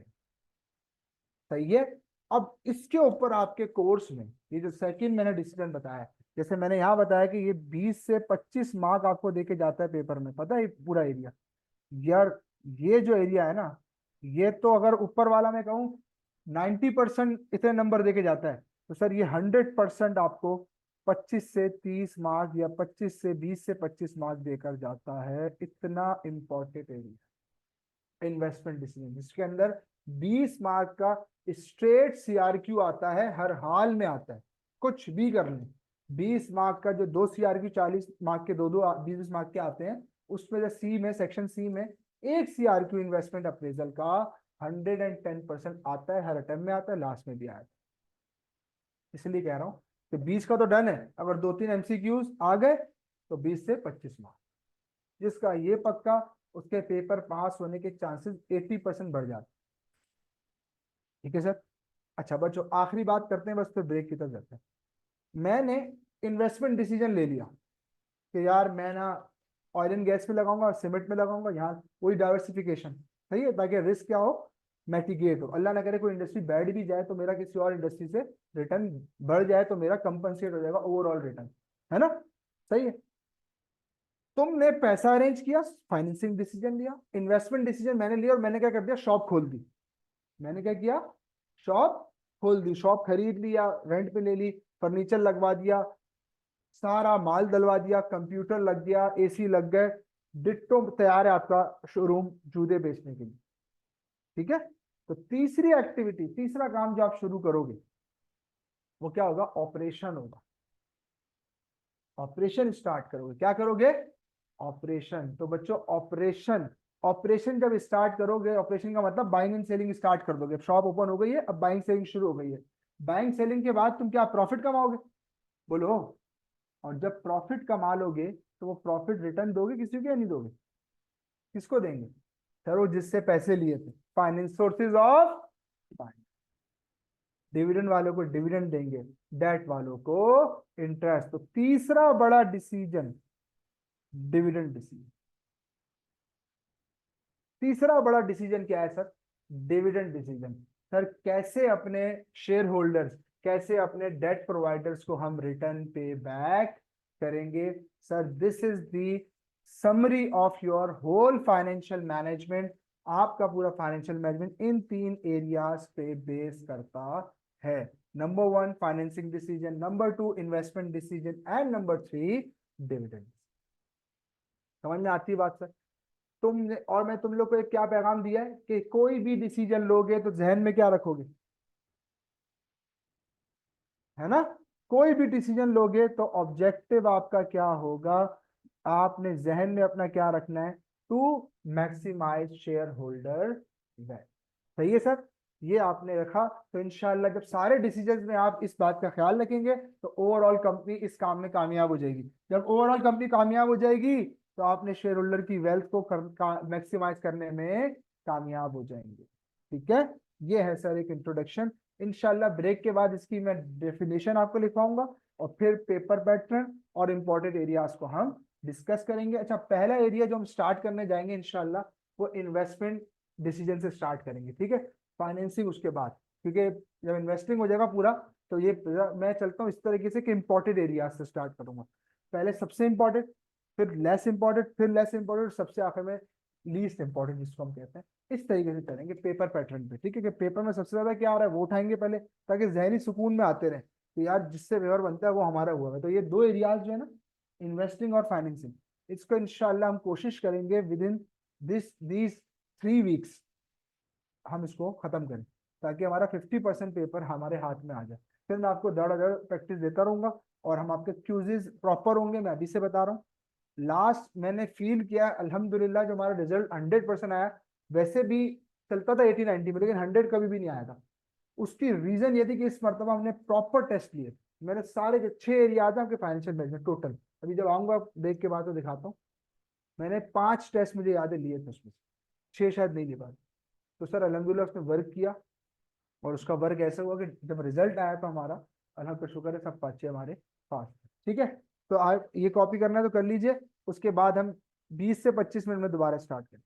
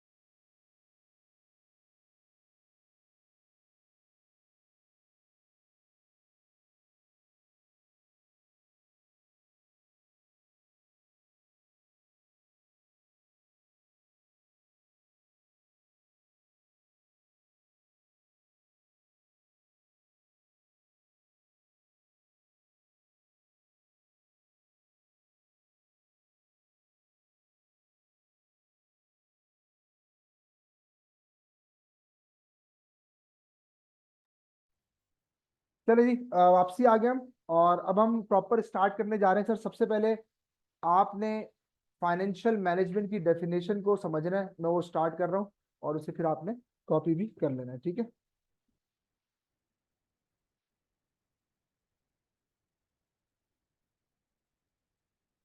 ओके, हैंडआउट्स अभी मैं आपको डिस्ट्रीब्यूट कर देता हूँ। जो ऑनलाइन बच्चे हैं उनको मैं व्हाट्सएप ग्रुप पे भेज देता हूँ। व्हाट्सएप ग्रुप अगर जनरेट हो गया तो इंशाल्लाह आज रात तक मैं आपको वो भेज दूंगा, ठीक है? और जो बच्चे यहाँ हैं उनको मैं दे देता हूँ प्रिंट आउट में, या स्लाइड्स शेयर कर दूंगा ग्रुप पे, आप वहीं से देख लेना, ठीक है? चलिए, तो सर आपके सामने फाइनेंशियल मैनेजमेंट की, अच्छा ये वो डेफिनेशन है जी, सब बता रहा हूँ, सब बता रहा हूँ, 1 मिनट दे दे, मैं सब बता रहा हूँ, बिल्कुल ये सब बताता हूँ, पेपर भी और कोर्स आउटलाइन भी, और इंशाल्लाह कहाँ कहाँ से रिसोर्सेज आपने पढ़ने हैं सब बता रहा हूँ। ओके सर, तो फाइनेंशियल मैनेजमेंट सर क्या चीज है, अब इंशाल्लाह आपकी समझ में आएगा, पहले नहीं आता अगर मैं डायरेक्ट पढ़ाता। तो सर आइए कहते हैं क्या है। Financial management is concern with the efficient acquisition. Acquisition से मुराद वो जो तुमने फाइनेंसिंग डिसीजन लिया था पैसा लाने वाला, इक्विजिशन की पैसे की।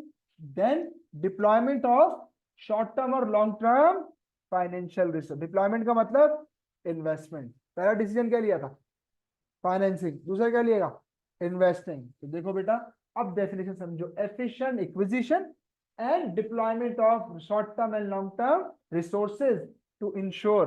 क्या इंश्योर करना था कि मेरे शेयर होल्डर की वेल्थ क्या हो जाए, maximise, to ensure that the objective of the enterprise are achieve, ठीक है? तो जो आपने पढ़ा डिट्टो। सर ये अगर मैं डायरेक्ट पढ़ता तो थोड़ा मुश्किल था, अब चूंकि आपने बैकग्राउंड पढ़ा हुआ है तो इंशाल्लाह ये डेफिनेशन आपको 100% क्लियर रहेगी। इसे लिखने पे अपने बात जल्दी, मैं हैंड आउट लेकर आ रहा हूँ आपके।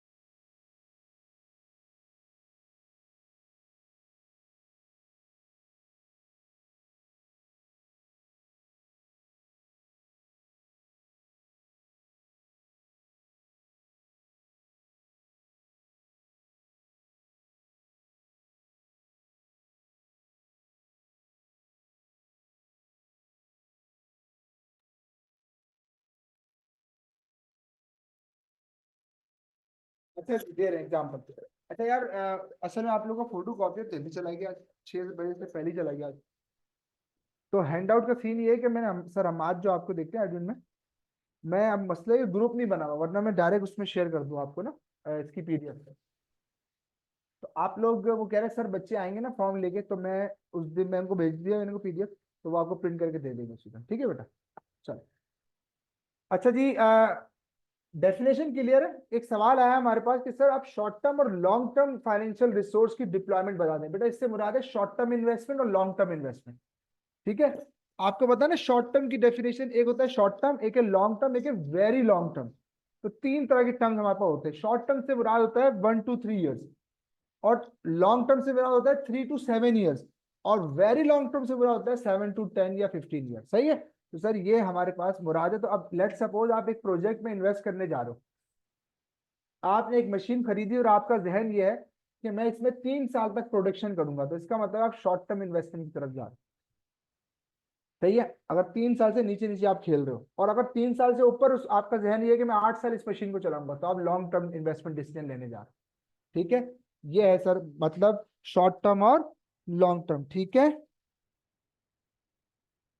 चलिए आगे सर बढ़ते हैं। और अब हम आपसे थोड़ी देर पहले एक बात कर रहे थे, क्या बात कर रहे थे कि इस पेपर को आपने कैसे पढ़ना है, as a entrepreneur not an accountant. तो सर देखो उसकी समरी में ला रहा हूं आपके सामने। ये देखो, एंटरप्रेन्योर ये काम करता है, और अकाउंटेंट क्या करता है, वो काम। देखो सबसे पहले एंटरप्रेन्योर क्या करेगा, इन्वेस्टमेंट करेगा।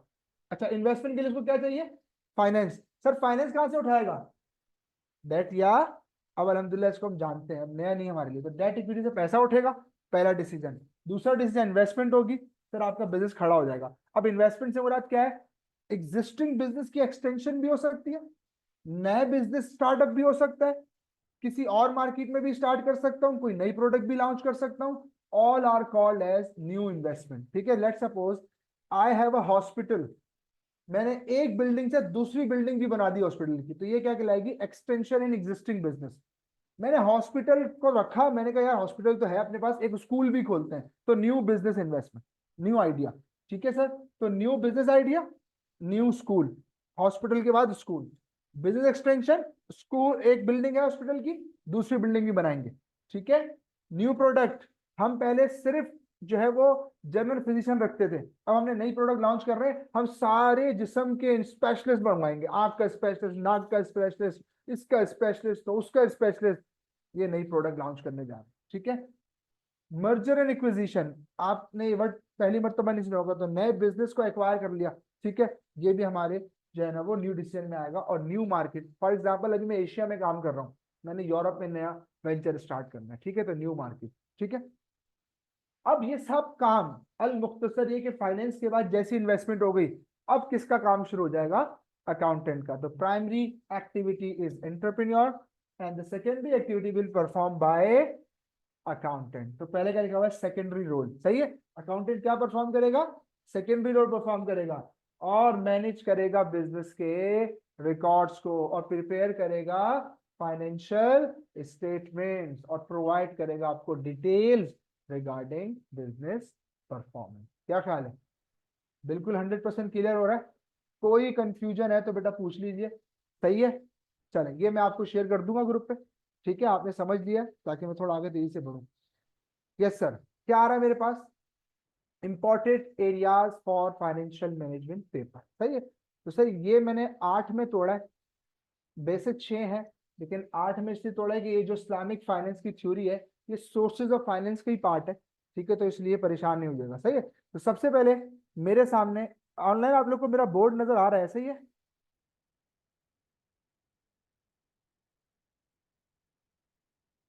आपको ये स्लाइड नजर आ रही थी ना जब मैं पढ़ा रहा था, ये वाली जो भी शो कर रहा हूँ, ये इंटरप्रेन्योर और अकाउंटेंट वाली।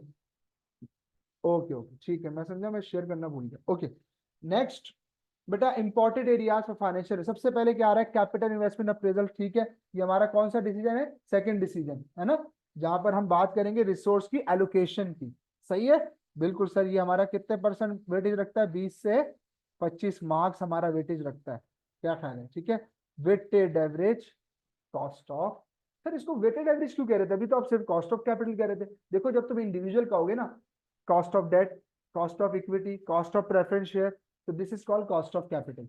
But when you talk about the single cost, हम इन सारे सोर्सेज से पैसा उठा रहा हूँ, जब मैं मोर देन वन सोर्सेज से पैसा उठा रहा हूँ तो मुझे बहुत सारी कॉस्ट फेस करनी पड़ रही है, तो मुझे उसको मिला के जो एक सिंगल कॉस्ट निकालूंगा, that will be called as weight, weighted average cost of capital. ठीक है sir, yes again the same weightage, but it's 100% sure कि यार यहां से इतने का पेपर आएगा, इधर मैं 90% की बात कर रहा हूँ। सही है बेटा, क्यों? क्योंकि अगर कभी ये 20%, 20 से 25 मार्क का इसमें सीआरक्यू नहीं देता ना, तो फिर उसको उठा के डाल देता है 10 मार्क वाले ओटीक्यू में। ठीक है, तो 10 मार्क का ओटीक्यू आ गया और 2 4 5 मार्क की जो है वो आपकी एमसीक्यूज आ जाएंगे, तो 10 से 15 मार्क पे चला जाएगा ये एरिया, अगर उसने ऐसा किया तो। ठीक है, अब अगर वो ऐसा करेगा तो याद रखो फिर वो वर्किंग कैपिटल से उठाएगा सीआरक्यू। अगर वो कॉस्ट ऑफ कैपिटल सीआरक्यू नहीं उठाता तो फिर वर्किंग कैपिटल से उठाता है, तो फिर सर वर्किंग कैपिटल का वेटेज जो है वो आपके सामने आ जाएगा। ठीक है, तो वर्किंग कैपिटल जो है वो, ठीक है, वर्किंग कैपिटल का वेटेज जो है वो आपके सामने आ जाएगा, वो फिर आएगा 20 से 25। वरना अगर क्या होगा, कॉस्ट ऑफ कैपिटल से उठा लेगा तो वर्किंग कैपिटल 10 15% पे आ जाता है। ये सालों साल का हमारा एक्सपीरियंस है। ठीक है, हम जो है लास्ट सेशन में भी यही किया, उसने 20 मार्क का सीआरक्यू उठाया उसने कॉस्ट ऑफ कैपिटल से, 20 मार्क का अप्रेजल से उठाया 40 मार्क, और जो आपका बचा ओटीक्यू उसको उठाया यहाँ से 10 मार्क के लिए उसने ये उठाया था वर्किंग कैपिटल। हालांकि वर्किंग कैपिटल के हमारे पास 4 चैप्टर हैं। कितने चैप्टर हैं? 4। आपकी किताब में भी मैं दिखाऊंगा आपको। ठीक है, बिजनेस वैल्यूएशन से 10 मार्क उठाए थे उसने लास्ट टाइम, ये टॉपिक है, और आपके पास रिस्क मैनेजमेंट से 10 उठाए थे। ठीक है, तो पेपर बता रहा हूँ आपको, 10 10 10 30 मार्क के ओटीक्यूज ये थे, और 40 मार्क के, 20 मार्क का ओटी सीआरक्यू अप्रेजल से, 20 मार्क का कहाँ से, कॉस्ट ऑफ कैपिटल। तो बेटा 40 और 60, ठीक है, ये आपका वेटेज था लास्ट पेपर का। बात समझ में आ रही है? तो सर 30 मार्क ये हो गया और 40 मार्क इन दो से हो गए। सही है, तो कितना होगा ये 70। अब कितने बचे पीछे? 30 मार्क, वो सर एमसीक्यूज थे और वो उसने दबा के टेढ़े पूछे। सही है, हाँ, क्योंकि उसने उसमें क्या चेक किया, थ्योरी का स्टफ कितना स्ट्रांग है। तो थ्योरी इसलिए मैं कह रहा हूँ आपने हल्का नहीं लेना, किसी सूरत नहीं लेना। ठीक है, तो सर हमारे पास सोर्सेज ऑफ फाइनेंस और कॉस्ट ऑफ कैपिटल मिला के पूछता है, बिजनेस वैल्यूएशन अलग पूछता है। ठीक है, और वर्किंग कैपिटल मैनेजमेंट बिल्कुल अलग पूछता है सर, इसका सवाल बनता है। रिस्क मैनेजमेंट बहुत टेढ़ा टॉपिक है क्योंकि इसका डायरेक्ट लिंक आपके एएफएम से बनता है, तो इसका एडवांस वर्जन आप एएफएम में पढ़ते हैं, यहाँ पे इसका बेसिक स्ट्रक्चर पढ़ेंगे। एक नाम सुना होगा आपने हैजिंग का, ठीक है ना, अक्सर आप ये नाम सुनते हैं हैजिंग का, तो हैजिंग F9 में बड़ी मुश्किल है और ये और वो है, कुछ भी मुश्किल नहीं है। जब तुम रट्टे लगा के पढ़ के जाओगे तो मुश्किल ही होगी, और जब तरीके से पढ़ के जाओगे तो कोई मुश्किल नहीं है।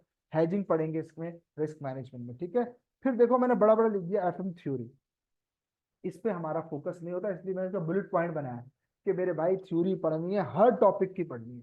मैं आपके पास 5 पेपर की समरी थ्योरी भी भेजूंगा आपको कि भाई आज तक इसमें से 5 पेपर में ये थ्योरी आई है, वो पढ़ लेना। नॉर्मल थ्योरी भी देंगे, सब आपको देंगे, सिर्फ पढ़ना आप लोगों ने, सब लिखना आप लोगों ने। ये मेरे पे मेहरबानी करना, समझाना हमारा काम है, लिखना आपका काम। क्या ख्याल है? ठीक है सर, ये हो गया सर आपका important area of financial management paper. ठीक है, तो कोई इसमें कंफ्यूजन है तो पेपर का ब्रेकअप भी मैंने आपको बताया कैसे बना रहा है एग्जामिनर, और मैंने इसके इंपॉर्टेंट एरियाज भी यहाँ पर डिस्कस कर लिए। ठीक है, चलो आगे बढ़ते हैं सर।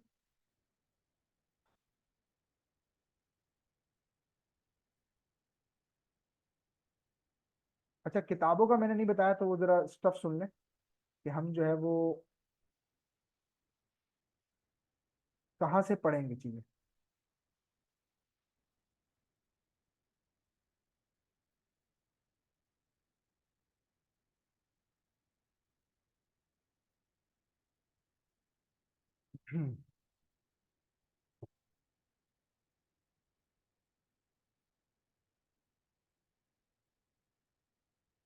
सर इसी में मैं अगर आगे चलूं तो सर ये देखें, ये मैंने पूरा पेपर पैटर्न यहाँ पर आपके सामने शो किया, इसको मिटा दूं ना, आप लोग लिख चुके हैं। चलो जी, पेपर पैटर्न देख लेते हैं आगे। पेपर पैटर्न आपके सामने सर। सेक्शन ए की बात करें सबसे पहले बेटा, तो मैंने अभी आपको बताया था थोड़ी देर पहले कि सेक्शन ए प्योरली जो है वो एमसीक्यूज का सेक्शन है, 15 एमसीक्यूज आपसे पूछे जाएंगे, एक एमसीक्यूज 2 मार्क का होगा, तो यूं 30 मार्क्स आपको गेन करने हैं इंशाल्लाह कहाँ से, सेक्शन ए। ठीक है। अब सर ये 15 मार्क के जो 15 एमसीक्यूज जो आते हैं, ये कहाँ से आते हैं, ये कोई भी माइकल लाल बता सकता नहीं। अगर कोई बोल रहा है मैं बता रहा हूँ, झूठ बोलता है आपको। ठीक है। हाँ, तो सर सिंपल, जो नहीं बता सकते वो नहीं बता सकते, जो बता सकते हैं वो बता दिया। सेक्शन बी बता रहे हैं, सेक्शन सी बता रहे हैं। तो एग्जामिनर ने तकरीबन ना 60% से 70% पेपर आउट किया हुआ है। मैं अक्सर ये कहता हूँ कि भाई पेपर तो आउट है, आप पढ़ नहीं रहे, पेपर आउट है। 40 मार्क का पेपर तो 100% आउट है।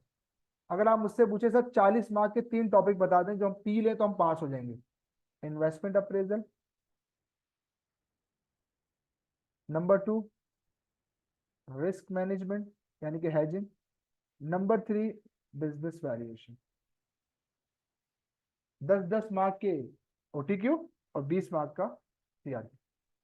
40 मार्क स्ट्रेट इन्हीं 3 टॉपिक से आते हैं। वो मैंने बताया, कॉस्ट ऑफ कैपिटल या वर्किंग कैपिटल, ये इंटरचेंज होते रहते हैं। सही है, इनसे बाहर नहीं जाता, बन नहीं सकता ना असल में सवाल। क्योंकि देखो जब पढ़ाऊंगा आपको तो आइडिया हो जाएगा कि सर बड़ा सवाल इन 3 एरियाज में बनता है। वर्किंग कैपिटल में बड़ा सवाल आ सकता है, कॉस्ट ऑफ कैपिटल में बड़ा आ सकता है, और इन्वेस्टमेंट में। बाकी यार टॉपिक ही छोटे हैं। बिजनेस वैल्यूएशन का एक ही चैप्टर है वो कोर्स, क्योंकि वो आपको पढ़ाएगा, एएफएम का पार्ट है तो वहां पे पढ़ाएगा डिटेल। रिस्क मैनेजमेंट का थ्योरेटिकल 1-2 चैप्टर है, और तीसरा जो है वो उसका है रिस्क मैनेजमेंट। 2 बड़े इंपॉर्टेंट एरियाज पर करेंसी रिस्क पढ़ेंगे और इंटरेस्ट रेट रिस्क पढ़ेंगे। ठीक है। तो वो भी इतना बड़ा एरिया नहीं, क्योंकि उसने एग्जामिन करना है उसको एएफएम में। अक्सर आपको लिखा हुआ किताब में मिल जाएगा लिखा हुआ कि sir ji that will not be examinable in your F nine paper, वो सिर्फ नॉलेज के लिए आपको देगा, इसलिए नहीं बन सकता। तो जिन 3 एरिया से बन सकता है वो यही है, CRQ, investment appraisal, cost of capital और वर्किंग कैपिटल। तो बच्चों सेक्शन सी में आओगे, सॉरी सेक्शन बी पे आओगे आप, तो सेक्शन बी में तुम्हारे को कितने नजर आएंगे ओटीक्यूज, 3 ओटीक्यूज नजर आएंगे। कितने आएंगे सर, यस 3 ओटीक्यू। सही है, 3 क्वेश्चन होंगे, हर क्वेश्चन के अंदर 5 एमसीक्यूज होंगे। आपको पता है ना ओटीक्यू, मल्टी टास्क क्वेश्चन जो आप पहले सॉल्व करते थे ना एमटीक्यू स्टाइल, उसी को ओटीक्यूज भी कहते हैं। तो मल्टी टास्क पहले एमसीक्यू सेक्शन ए में अलग अलग आएंगे, सेक्शन बी में क्या होगा, एक सिनेरियो दिया जाएगा आपको, उससे 5 छोटी छोटी रिक्वायरमेंट पूछ लेगा, जैसे आप F5 में करते आ रहे हो यार। सही है ना, कोई नए बच्चे तो नहीं हो ना, डायरेक्ट तो नहीं किया उसे, करते आओ ना इस चीज के। ठीक है बेटा, तो आपको आइडिया होगा ओटीक्यूज कैसे हो, जैसे आप F3 में करते हो 15 मार्क वाला ओटीक्यू, है ना, उस तरह का। 3 आएंगे, इस 3 को मैं आपको कंफर्म बता रहा हूँ, अल्लाह ने चाहा हमेशा से ऐसे ही हुआ है, आगे भी होगा। बिजनेस वैल्यूएशन, ठीक है, रिस्क मैनेजमेंट, और एक या तो वर्किंग कैपिटल से या फिर कॉस्ट ऑफ, वही बात है। अगर कॉस्ट ऑफ कैपिटल उसने सीआरक्यू डाल दिया 20 मार्क का, तो फिर यहाँ 10 मार्क का वर्किंग कैपिटल लास्ट में किया उसने, सीआरक्यू डाला कॉस्ट ऑफ कैपिटल का और वर्किंग कैपिटल में डाला। ठीक है। तो मैंने बताया ना, जैसे आपको बता रहा है अल्हम्दुलिल्लाह वैसा ही आगे बताया, वैसे ही आ रहा है, अल्लाह का शुक्र है। और सेक्शन सी में आपको 2 एरियाज को पीना है, इन्वेस्टमेंट अप्रेजल और कॉस्ट ऑफ कैपिटल, या फिर लास्ट क्या है, वर्किंग कैपिटल। ठीक है। 3 सीआरक्यूज में, 3 टॉपिक में से 2 सीआरक्यूज आएंगे 20-20 मार्क के, तो 40 मार्क आपके किसके हो जाएंगे, सेक्शन। किस चीज के हवाले से, पेपर में अटेम्प्ट के टाइम या फिर अभी पढ़ते हुए पूछ रहा हूँ। बेटा अटेम्प्ट के टाइम उस टाइम बताऊंगा इंशाल्लाह, अभी फायदा नहीं। पेपर कैसे अटेम्प्ट करना है, उसकी पूरी वीडियोस मैंने बनाई हुई है, आपको शेयर भी कर दूंगा, और डिटेल में बताएंगे कि कैसे पेपर अटेम्प्ट करना है आप। ठीक है। टाइम एलोकेशन पूरी बताऊंगा कि सेक्शन को कितना टाइम देना है, दूसरे को कितना, तीसरे को कितना, एक एक चीज याद रखो। देखो मैं सरसरी से अगर आपने पूछे तो बता देता हूँ, 3 घंटे में हमारा मिनट कितने होते हैं 180। सही है। सेक्शन ए को खत्म करना है 54 से 55 मिनट, मतलब 56 मिनट नहीं होने चाहिए, बस 50 मिनट या 55 मिनट, बस छोड़ देना उसको, फिर बी पे आ जाओगे। सेम बी पे भी 50 से 55 मिनट। उसके बाद जो 100 मिनट एक्सपायर हो गए, अभी कितने बज गए, 80 मिनट, 40 नंबर के लिए छोड़ना है, यानी कि सीआरक्यू के लिए। ठीक है। तो वो आपके पास यानी कि 40-40 मिनट बचेंगे एक सीआरक्यू के लिए। तो ये पैटर्न होगा, उस टाइम मैं और डिटेल में समझाऊंगा एक एक सवाल कैसे अटेम्प्ट करना है इंशाल्लाह। ठीक है सर, ये पेपर पैटर्न क्लियर है, इसको किसी ने कोई कॉपी शॉपी करना है, ठीक है, पक्का बढ़ जाओ आगे। ठीक है, सिलेबस हम डिस्कस कर चुके हैं, ये देखो मैंने लिख भी दिया है, ये नया काम किया तो आपके आगे, इसके आगे मैंने लिख भी दिया है कि इसके आगे से क्या आगे, एक सीआरक्यू कॉस्ट ऑफ कैपिटल से, इन्वेस्टमेंट अप्रेजल से, और देखो लिखा हुआ है एक एमटीक्यू या एक, अल्हम्दुलिल्लाह ऐसे ही आएगा, ठीक है। आज तक ऐसे ही देखो, एक एमटीक्यू बोला था कि बिजनेस वैल्यूएशन से, सब मैंने इसके आगे लिख भी दिया, सही है। तो ये आपके साथ में शेयर कर लूंगा, आपके पास ग्रुप पे भी आ जाएंगी। और जब आप वो फॉर्म में उनको दे दिया उनके पीडीएफ वाली, तो वो आपको प्रिंट करके दे देंगे, सही। Okay sir. तो ये तो हमारा नया एरिया शुरू हो जाएगा पढ़ने वाला। मैं सोर्सेज आपको बता दूं पढ़ना कहाँ कहाँ से आपने, ठीक है। इधर सुनिएगा जरा गौर से, मैं लिख देता हूँ यहाँ पे। देखो, जब हम बात करेंगे ना रिसोर्सेज की कि सर मुझे कहाँ कहाँ से पढ़ना है, तो इसको जरा गौर से समझना।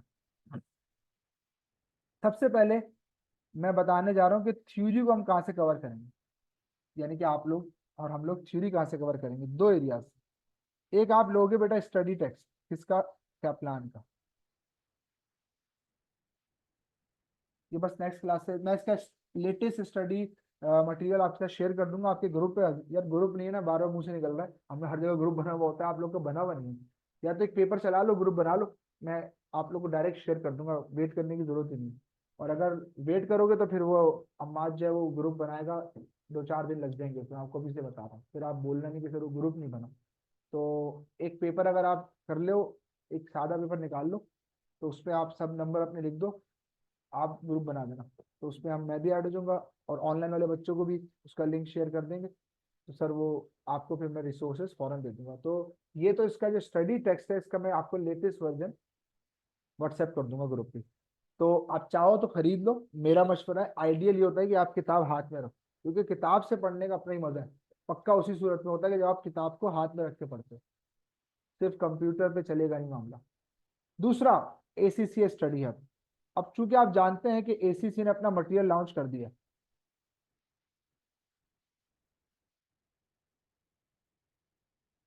एसीसी ने अपना मटेरियल लॉन्च कर दिया, तो सर उसको कामयाब तो कराना है ना, पूछ रहा है उसमें, ताकि बच्चे मेरा मटेरियल पढ़ें।